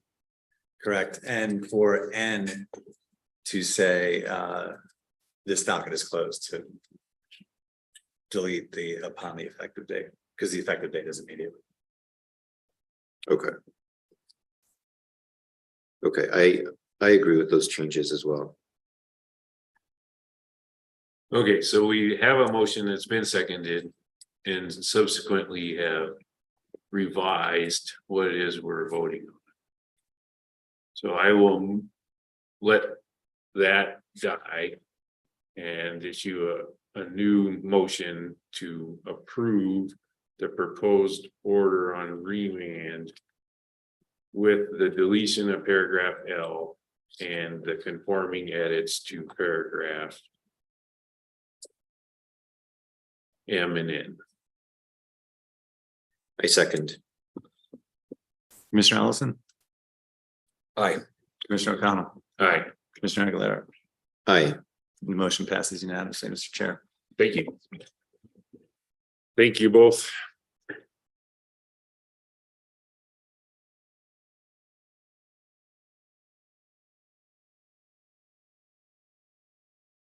Just a point of personal privilege, you guys have heard me describe, I am challenging myself to always be an adult in these situations.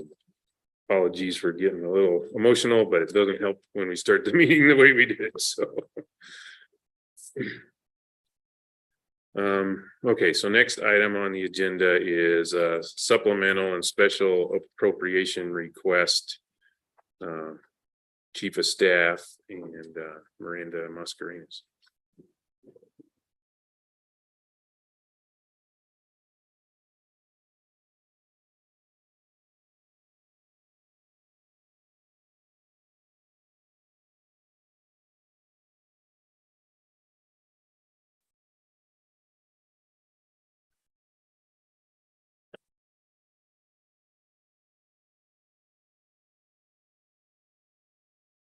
Take it away.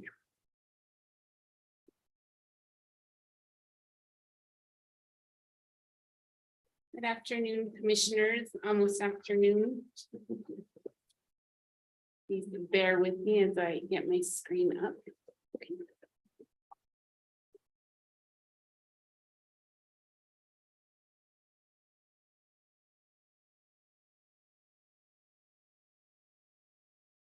Yeah. So appreciate the opportunity to come before you today to explain the non-recurring appropriations that we will be requesting. The submittal deadline is October 1st, which is a weekend. So it's technically October 2nd. But since this is our last opportunity to address you prior to that date, here we are. This is informational. There's no vote required on these as was required for the general operating budget. And so none of these should come as much of a surprise to you. We've talked about it all along through this budget process about prioritizing. Well, frankly, this time we're prioritizing modernizing our IT and workflow processes. There's some other smaller requests here, and we can go through those in detail.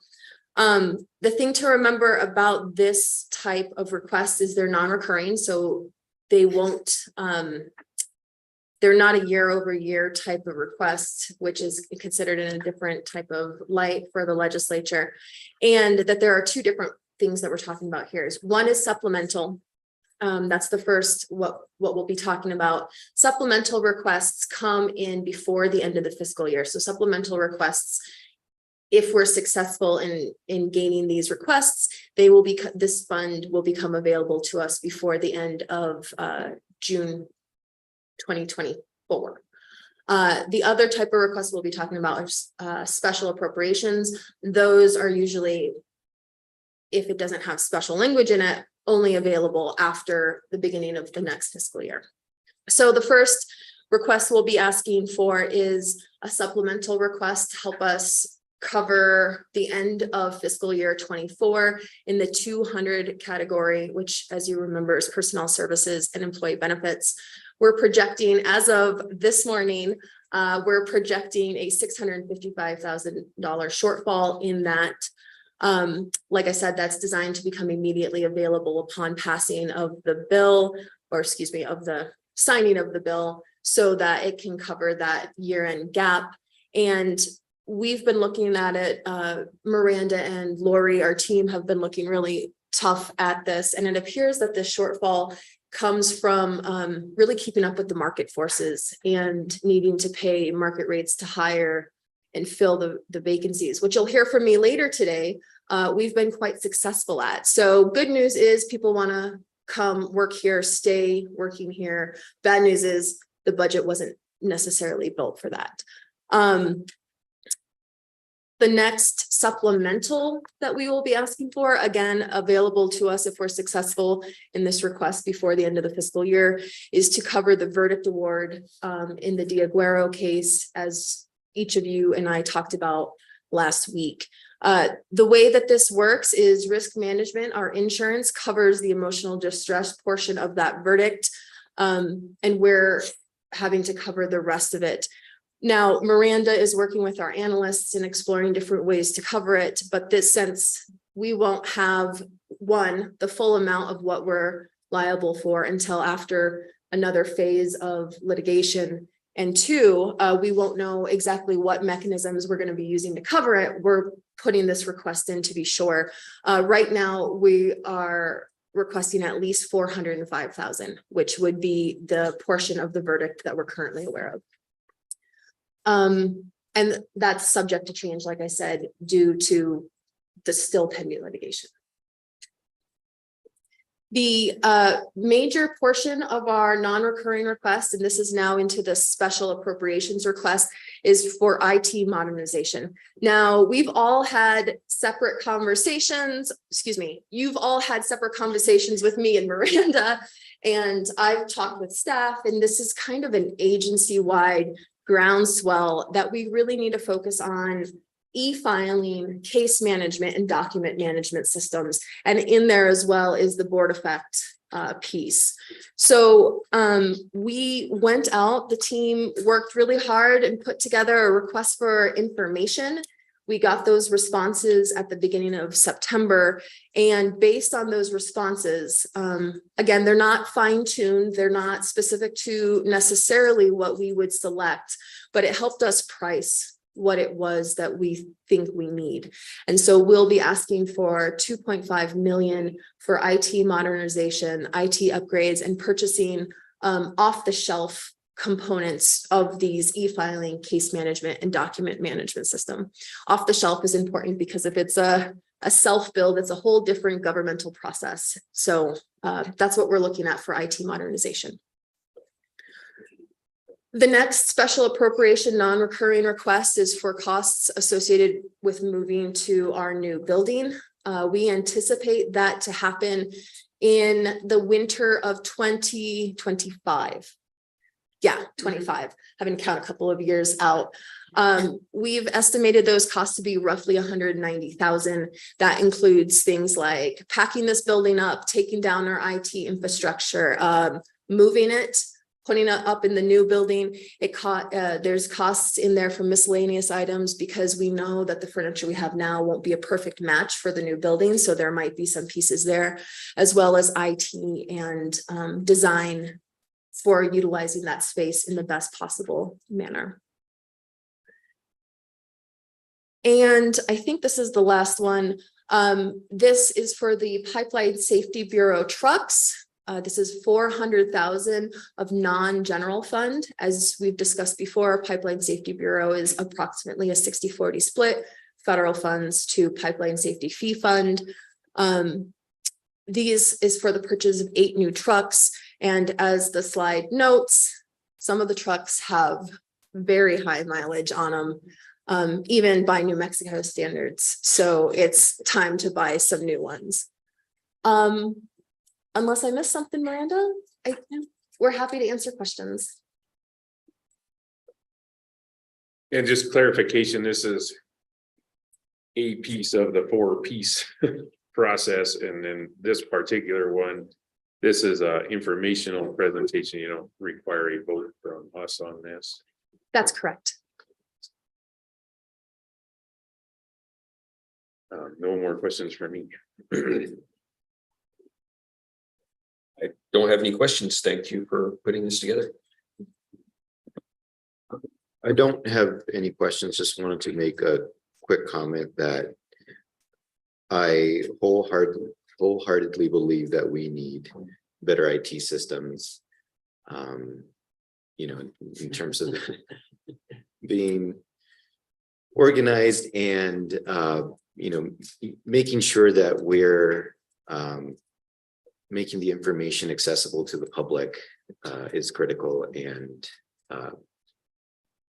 just wanted to mention that. Thank you. Thank you all. Thank you. Thank you. Next item is another presentation. Mr. O'Donnell. Interconnection updates. Thank you, Mr. Chair, Commissioners. I do have a presentation. Hopefully you can see it. There it is. This is a non-action item. I just wanted to bring the commission up to date on where the trends in interconnection applications and processing are. This is the 3rd year that we've asked the utilities through bench order data requests to provide us with current status of their applications and how they're processing them. In the future, the interconnection rule that was put into enrollment this year calls for a biannual report that gives more information about the specifics of the processing. Here, we're mostly looking at total numbers of applications and the capacity that's associated with those applications. And you'll see some trends over the course of the past couple of years. So next slide, please. The observation from the bench order request is that total interconnection applications per year have doubled from 2019 to 2022. In 2022, the 3 utilities, the investor-owned utilities, received a total of 11,560 applications. That represents a slight increase from 2021 when it was 10,888. But overall, in that 4-year period, 2019 to halfway through this year, June 30th, the cumulative total of applications received is over 40,000. So it's small compared to some other states, but it represents a very healthy market for new photovoltaics. Among those, it's important to note that virtually all, 98% of the applications are for residential rooftop PV, right? Which are in this category are reported as less than 25 kW, but the actual averages vary from utility to utility. And you can see there that during 2022, the average capacity in PNM territory was 5.8 kW, in El Paso 6.2 kW, and in SPS 13.68. The larger size in SPS is really a reflection of the rural character of the customers down in SPS, in which they're not just putting solar to provide household energy. They may also have a barn, have a workshop, have some other facilities on their property. These are general numbers, of course, but it helps you understand kind of where the market is. Total capacity requested in 2022 was 190 megawatts, and 76 megawatts was for the smaller than 25 kW. And combining 2022 and 2023, you see a significant increase, so that the combined total is 359. So we're already increasing in terms of capacity, if not in number. Next slide, please. This is just applications in the 2022-2023 period by the utility and how successful they are in bringing the interconnection process to completion. That is the permission to operate. And I combined the 2 years mostly because you can't contain these things in the calendar year. You really have overlap. An application comes in October of the year. It's not really fully processed until the next year. So I thought that it would be best to look at the last 18 months, and PNM has reached about 67% of the applications are reaching permission to operate. They report, the category here is called unable to interconnect at the location. That's not exactly what goes on. If I live in an area that has a constrained feeder, for instance, I'll get a letter from the utility that says, well, I'm sorry, we cannot accommodate your new interconnection, and we don't know when we're going to be upgrading that system. That's another issue. In SPS territory, it's slightly lower, but really all these are in the same category, almost 60% completion. You see a large number of failures to interconnect. That's 111 between the two, the year and a half. All of those are larger than 1 megawatt. And according to SPS, all of them came in seeking interconnection, even though they were not physically located in the utility territory. I don't know exactly what's going on there. It does represent an appetite that people want to move into New Mexico and provide solar generation to customers. But we have, as you know, a checkerboard kind of territory in which a lot of the rural areas outside the utilities are run by rural co-ops. And the utilities are not under any obligation to accept interconnections if it's not in their territory. EPE, 76%, that they have really more applications on an annual basis than SPS, but they are much smaller. And they only report that 13 are unable to interconnect. Next slide, please. This is a very simple chart that just shows you the growth and trajectory from 2019 to 2022. I left off 2023 in this one. Next slide. This is the same information with the addition of the first half of 2023 and a breakout in each bar of what the utilities are individually.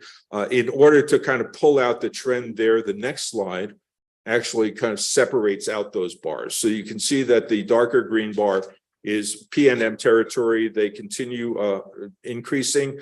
The EPE is kind of fairly steady, but SPS is really increasing in its numbers, right, over the course of this. And this represents, I think, a recognition that there is more opportunity in the southern part of the state and in the eastern part of the state to capture the best solar induction, so make the projects more efficient. It doesn't say anything about the customers actually kind of getting that power. We don't ask for that information yet, but we will in the future. Next slide, please. This is just a horizontal bar that shows the distinction in the categories of sizes. And at the bottom are those 104 megawatts of capacity for the smallest rooftop solar PV. And that you'll see in the second bar from the top, the 1 to 5 megawatt. This is entirely a representation of the solar community solar projects that are coming in. It doesn't represent all of them because actually some of them tried to enter the application queue at the end of 2021. But I think by the next time we have a report, all of this will settle out. The 5 to 10 megawatt issue is largely an SPS construct. I mean, all of these, again, are projects that straddle 5 megawatts. It's not really that they go up to 10 megawatts, although there are a couple of them. But these are a portion of the ones that have been told that they cannot interconnect. So we're not really seeing a lot of new development of the larger projects, 5 to 10 megawatts that fall under our revised interconnection rule. but I'm hearing rumblings that some applicants that did not qualify for the community solar project are approaching the utilities to interconnect under federal SGIP rules, which raises some complications that we have to think about. And I don't have enough information to go into detail on that yet. The next slide, please, is the exact same information presented as a colorful pie chart because it is lunchtime and I'm sure everybody's getting hungry. The gold bar at the bottom is the total of that community solar that have come into the system in the past year and a half. And the darkest blue bar, the 104 megawatts, is the rooftop solar.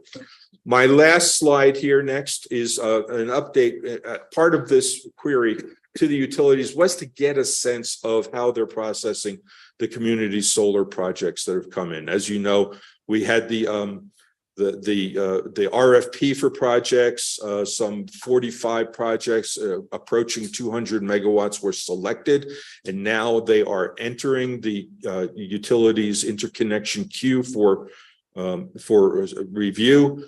And 22 of those, so roughly half, have gone beyond just the completeness section as of June and are moving into detailed studies. Now, this is, while it's interesting information, it's not completely surprising, but in PNM territory, virtually every project reviewed so far, 12 of the 16 that they've been able to move into detailed studies, will face significant upgrade costs. We had the information from the utilities per project, so we understand that at the very minimum, they're looking at $350,000 for reconductoring or possible addition of reclosers. And in two cases, there were significant costs for upgrading because it would require substation transformers. And two of those projects, one came in at $11 million estimate, the other came in at $12 million estimate. Of all the upgrades identified and given a bill so far, it's $37.5 million to accommodate all of the interconnections, and that's just half of the projects, right? It could take between 9 months and 2 years to do so. We continue to have conversations with the utilities about this and to make sure that their estimates are based on something real. And what are we going to do about it? I'll leave that for the question period.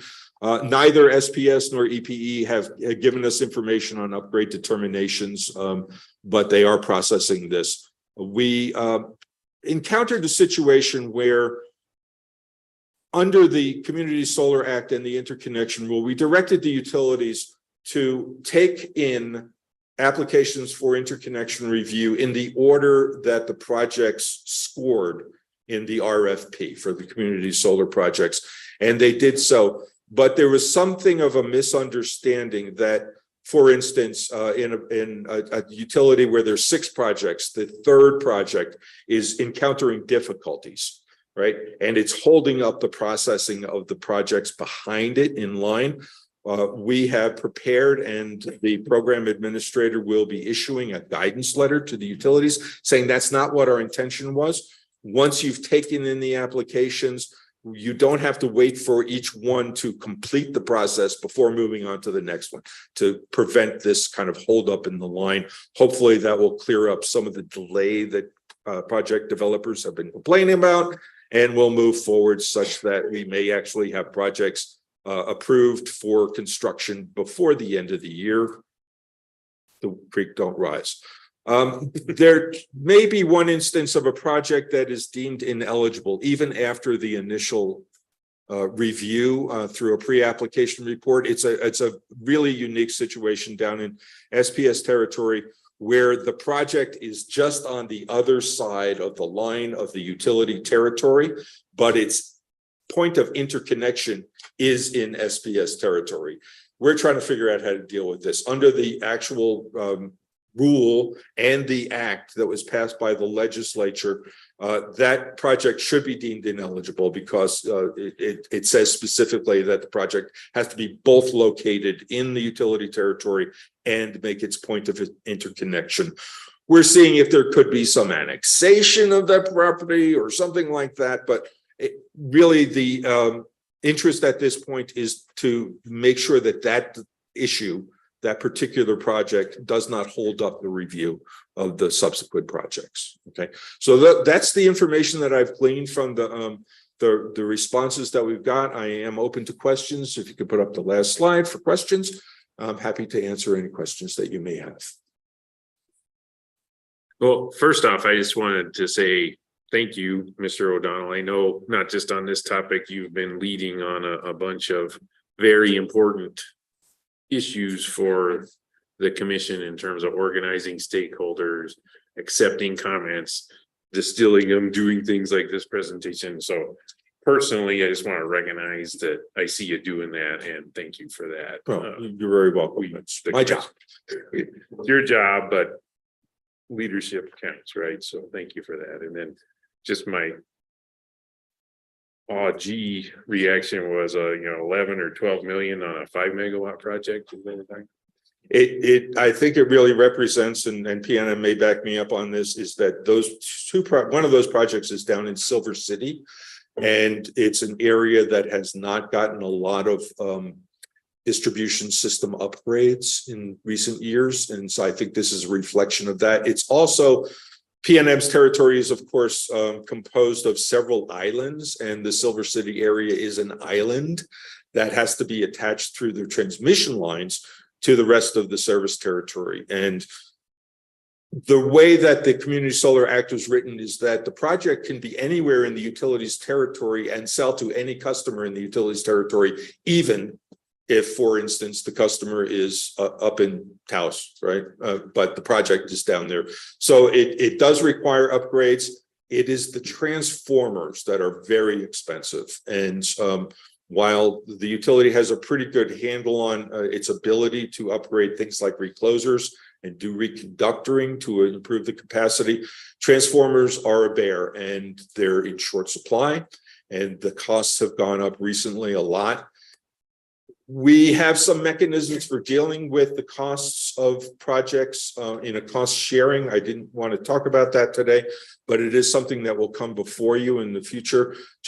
We have opened the door towards some kind of cost sharing procedure through the Grid Modernization Act and through the Community Solar Act and the Interconnection Act. All allow for commission consideration of projects that have a particular public benefit in which they could go into rate base, or there could be something else.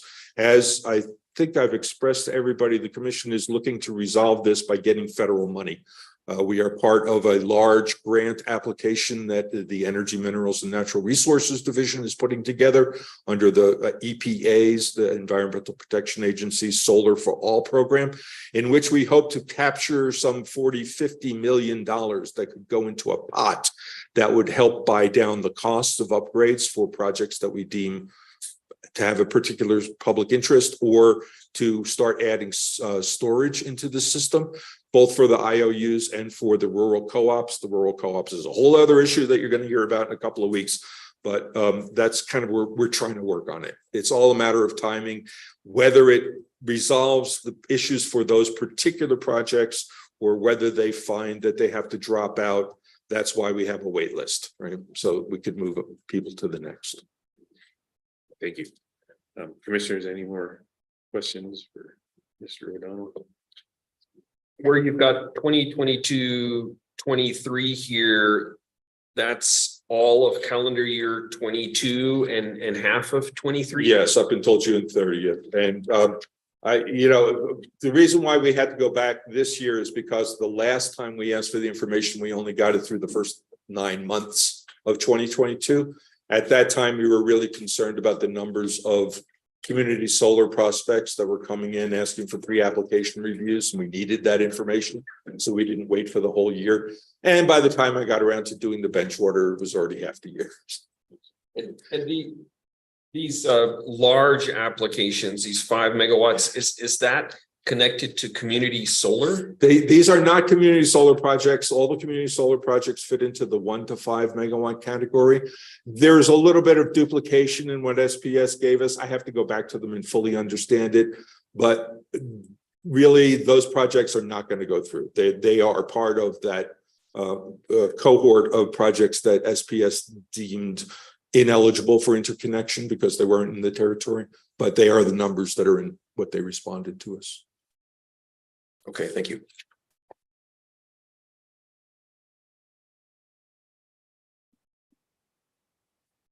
Debating whether to ask my questions because I might be here a lot later, but Well, you and I are going to talk tomorrow, so you know.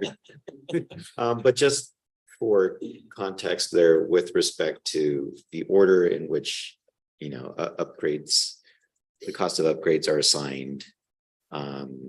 You know, potential, you mentioned like a cost sharing agreement, you know, and clustering of studies. I mean, I know that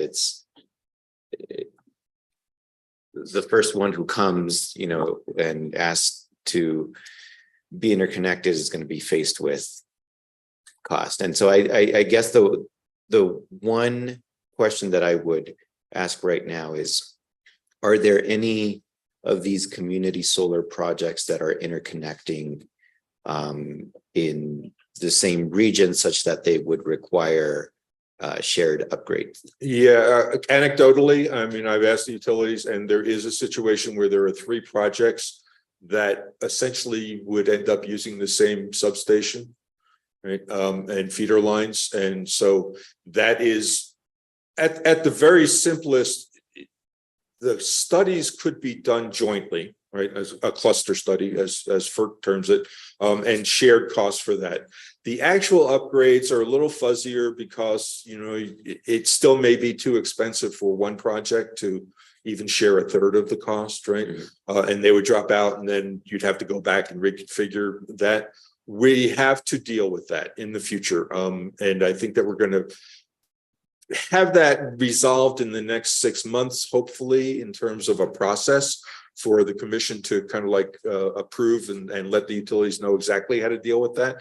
But this is a matter of, we could not reasonably foresee every eventuality. We tried to make you know, some kind of considerations for what could happen, but you're always surprised, just like the SPS situation. They were awfully surprised when they found that one. Okay, thank you. Anything else? If not, thank you very much for your time. Yeah, thank you. And any questions we didn't ask you, we know where you work, so. Thank you.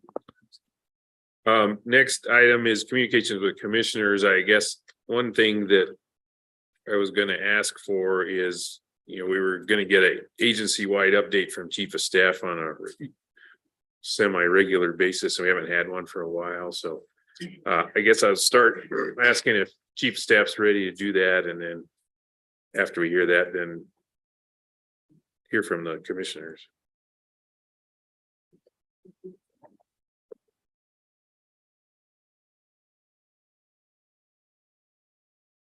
Good afternoon, commissioners, and thank you for the reminder, because things got a little hairy there for a while and slipped off my radar. So just a quick update of where various moving pieces are at, how staff is doing, staff with the little s, not the big S, and what's happening in various divisions.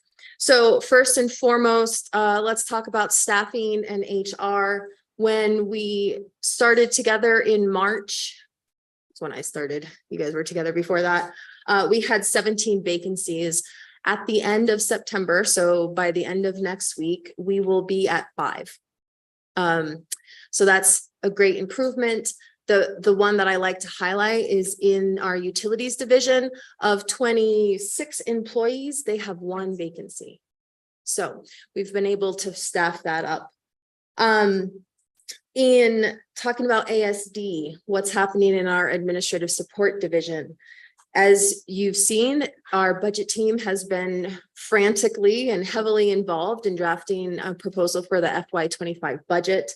That process continues and will move into hearings. I got word that we'll be in hearings in November, although that schedule is still to be determined. So they've also, while we're putting together this budget, they've been working with our auditors on the FY23 audit, and we're in the midst of that, and we should hear about that. I don't want to speak for them, but sometime early November, I think, is when that should be ready to be discussed.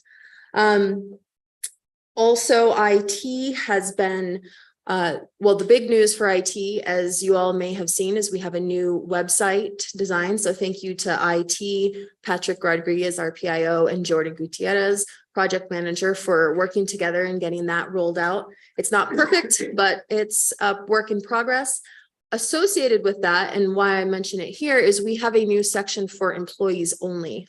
That section did not exist before. Now that section exists, you need a VPN associated with us to get into that section. Right now, that's where administrative forms are, HR forms, travel reimbursement forms, etc. The vision for that is to be far reaching, but probably the next step is to have a searchable list of employees with associated pictures. So when you pass somebody in the hall and you've never met them, you can look them up and find out who you're working with.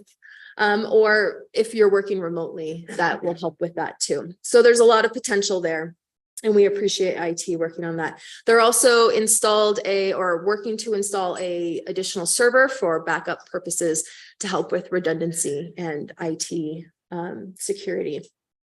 Staff with a big S, our advocacy staff, currently have 3 rate cases pending, which I've not confirmed, but I've heard is a record.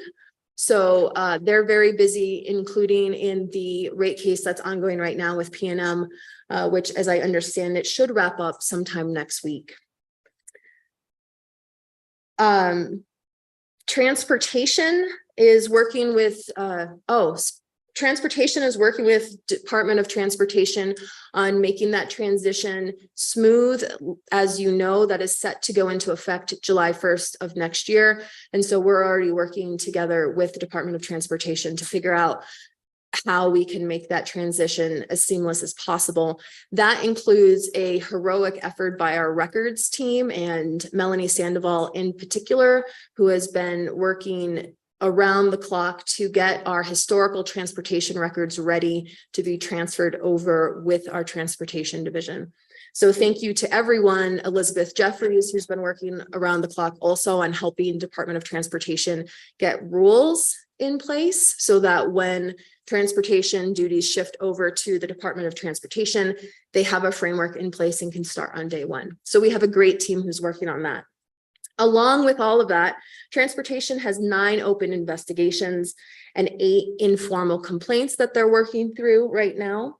And they have issued 45 certificates or warrants for operating certificates, operating authority. For pipeline safety, part of our transportation division for now, but will become its own division next year. They just completed their annual evaluation by PHMSA. And the results are very good, I'm excited to announce. So the gas pipeline safety program scored 50 out of 50 possible points. And the hazardous liquid pipeline safety program scored 50 out of 50 possible points as well. For the, and that was for progress report. For the program review, the overall program evaluation, gas pipeline safety scored 98 out of 100, and the hazardous liquid pipeline safety scored 96 out of 96. So 98% for natural gas, and hazardous liquid scored 100%. They also have 131 natural gas inspections, 12 hazardous liquid inspections, and 1 combined inspection since the last time I gave this update. So with that, it's kind of a snapshot of everything that's happening in our various divisions. Our hearing examiners, which I failed to mention but shouldn't, they're buried right now under the 3 ongoing rate cases, as well as all the other hearings that they're managing. So I want to appreciate them for carrying that load. And last but not least, you all know it because it's on your calendars and we coordinated the calendar for it, but I want to make sure anyone who's watching, especially our staff, knows that on October 17th, we'll be having our first inaugural coffee with the commissioners, so staff can have coffee and get to meet our agency leadership in a little bit of a different way. So they're not sitting in front of you in front of a microphone presenting in such a way. So all staff are invited to that. And with that, I stand for questions.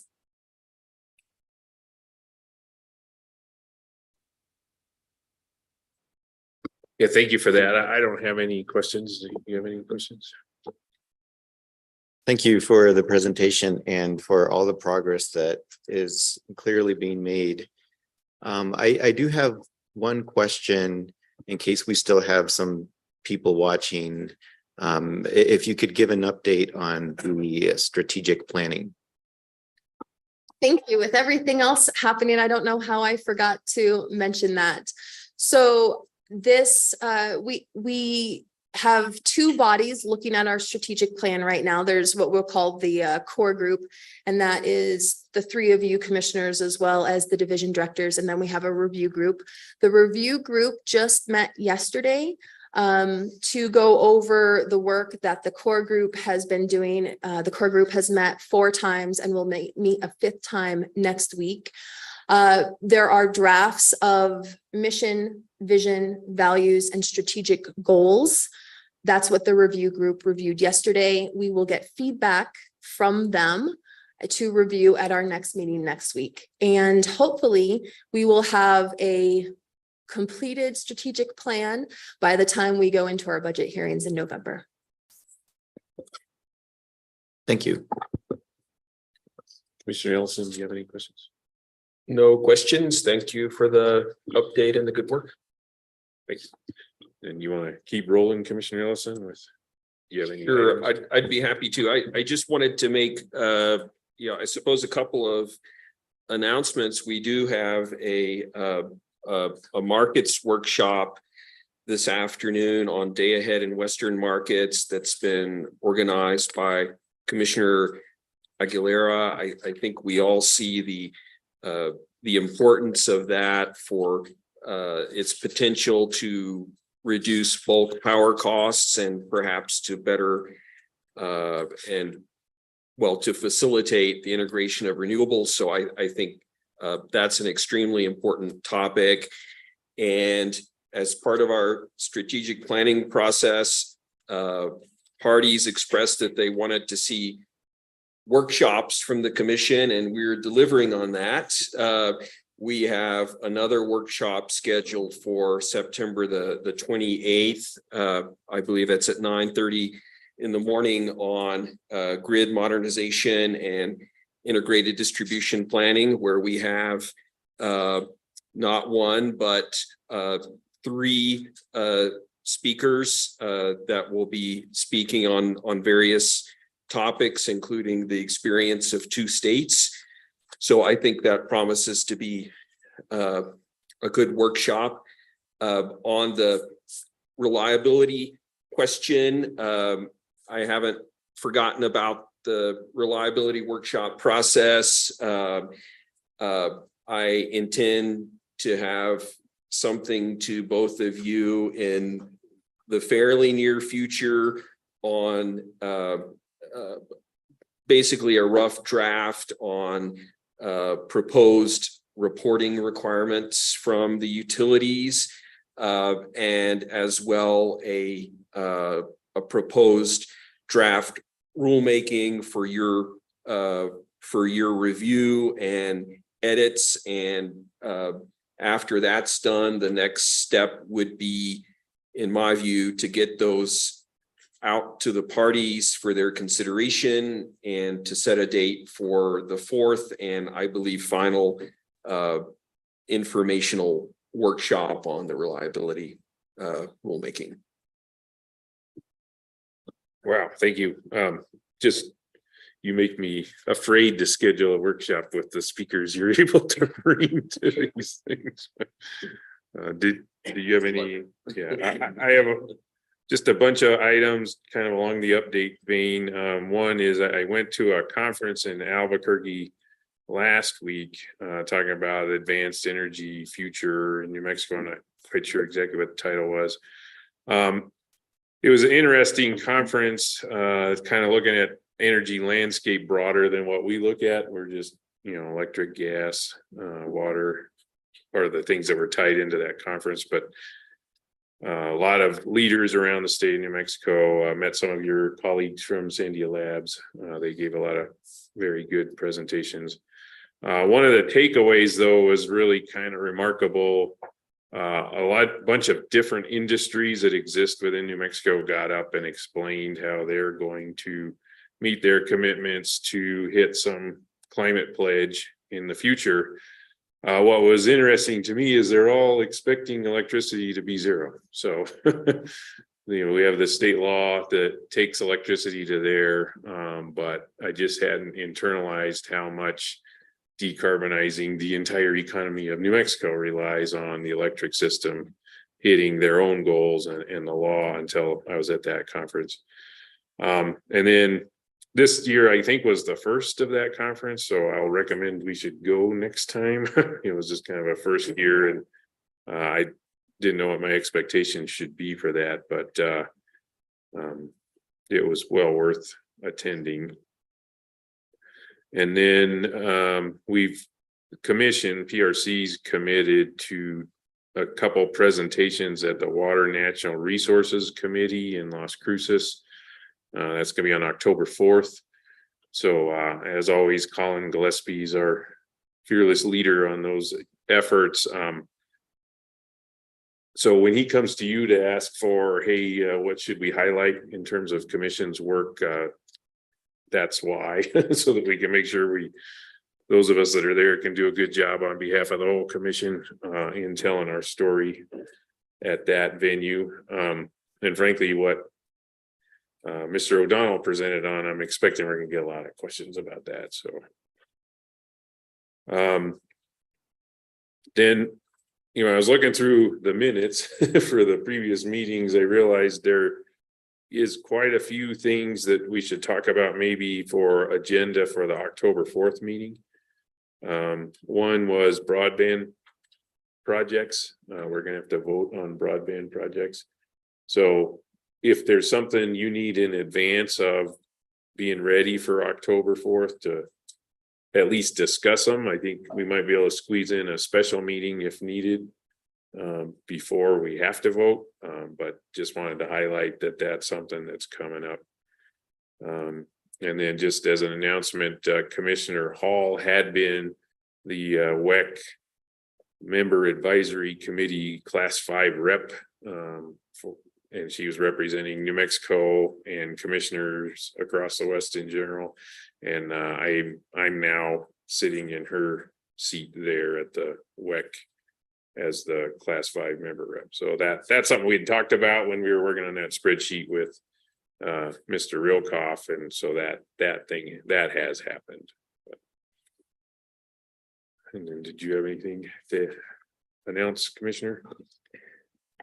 Yeah, first a question on the broadband. Did you have a date in mind if we were to have a special session?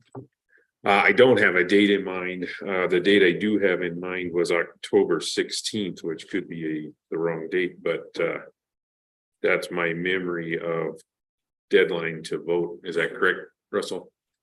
Yes, Mr. Chairman, Commissioners, October 15th is the deadline in the commission's rule to select projects. And I'm planning to place this on the agenda for that October 4th. Right, some item on October 5th, or whichever one that is, for the event. I was planning to bring that to the commission. And then, I felt your pain at the beginning of this meeting, Commissioner, that I haven't dug into the broadband projects yet the way I hope to, but I have. MacLee's been helping me by trying to figure out where these projects are and maybe look at where previous approved projects are. So just get a sense geographically, which communities are we talking about? So his work is available for all three of us. So I think expect he'll upload that into Board Effect at some point here, which hopefully is a resource for everybody to look at. And then I actually forgot something. Sorry to take it back from your time, but at that conference, there was a discussion of the state law requirement that certain renewable energy projects employ a minimum percentage of apprentices. And we'd had a public comment on that. Well, apparently Workforce Solutions has developed a rule to talk about that. And in the rule, it says, if you don't comply, I'm going to refer you to the Public Regulation Commission. So that was first I'd heard of that. So anyway, Colin and McLee are doing the early legwork on if that should happen, what's our authority to deal with it? So that's an interesting topic, and just as people ask you questions about that there are some folks in the commission working on it. So sorry to give it back to you.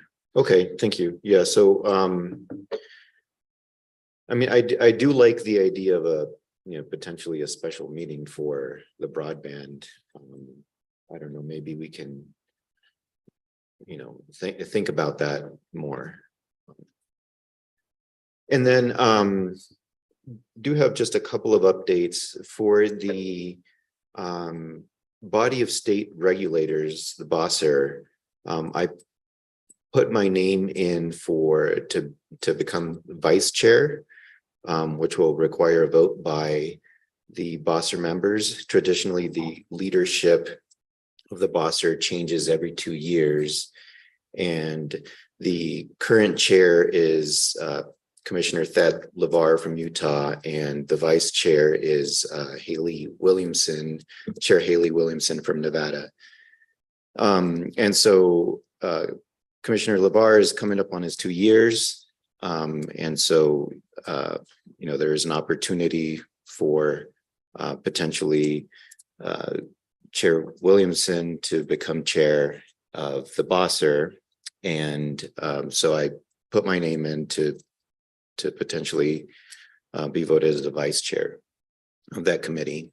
And so we should know how that vote goes at the CREPC meeting, or by the CREPC meeting, actually. And then the other thing to mention is, that I'll be at the CREPC meeting. Commissioner Ellison will be there as well. I will be on a panel discussing regional markets. I think it's on the first day, maybe like the second or third panel of the conference. And that is all. Commissioner. Yeah, there were a couple of things that came to mind that I forgot to mention. I did want to follow up on that point that both Commissioner Aguilera and I will be away October 4th through the 6th at that meeting in Seattle. We do have our regularly scheduled open meeting for October the 5th. And so I think we just need to think through the scheduling as to whether, we'll keep that and we'll join via Zoom, or whether we'd like to shift the date somewhat. So, that I don't think we have to decide that now, but I did want to point that scheduling issue out. I also wanted to mention that I had applied together with Mr. Rilkoff to be on a new NARUC task force for gas planning, and just recently got the letter back that I had been accepted, that we had been accepted to join that task force, and that task force will deal with a range of issues from the future planning of gas,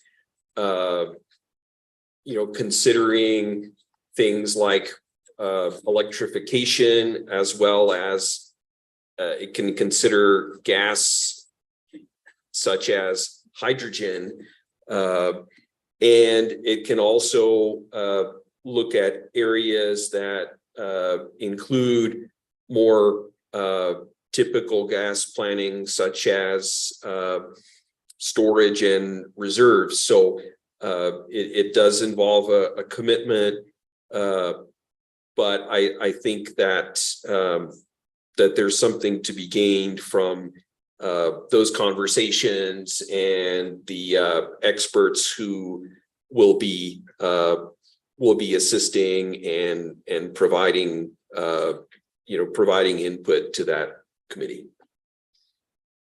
Yeah, great. And congratulations on that. I mean, it wasn't one of those where they just picked everybody that applied. And I think that's an important, that committee's gonna have a lot of important work for New Mexico. So that's good news. Okay, so any other announcements, discussion? Jokes about the Jets? So, with that, we're adjourned. Thank you.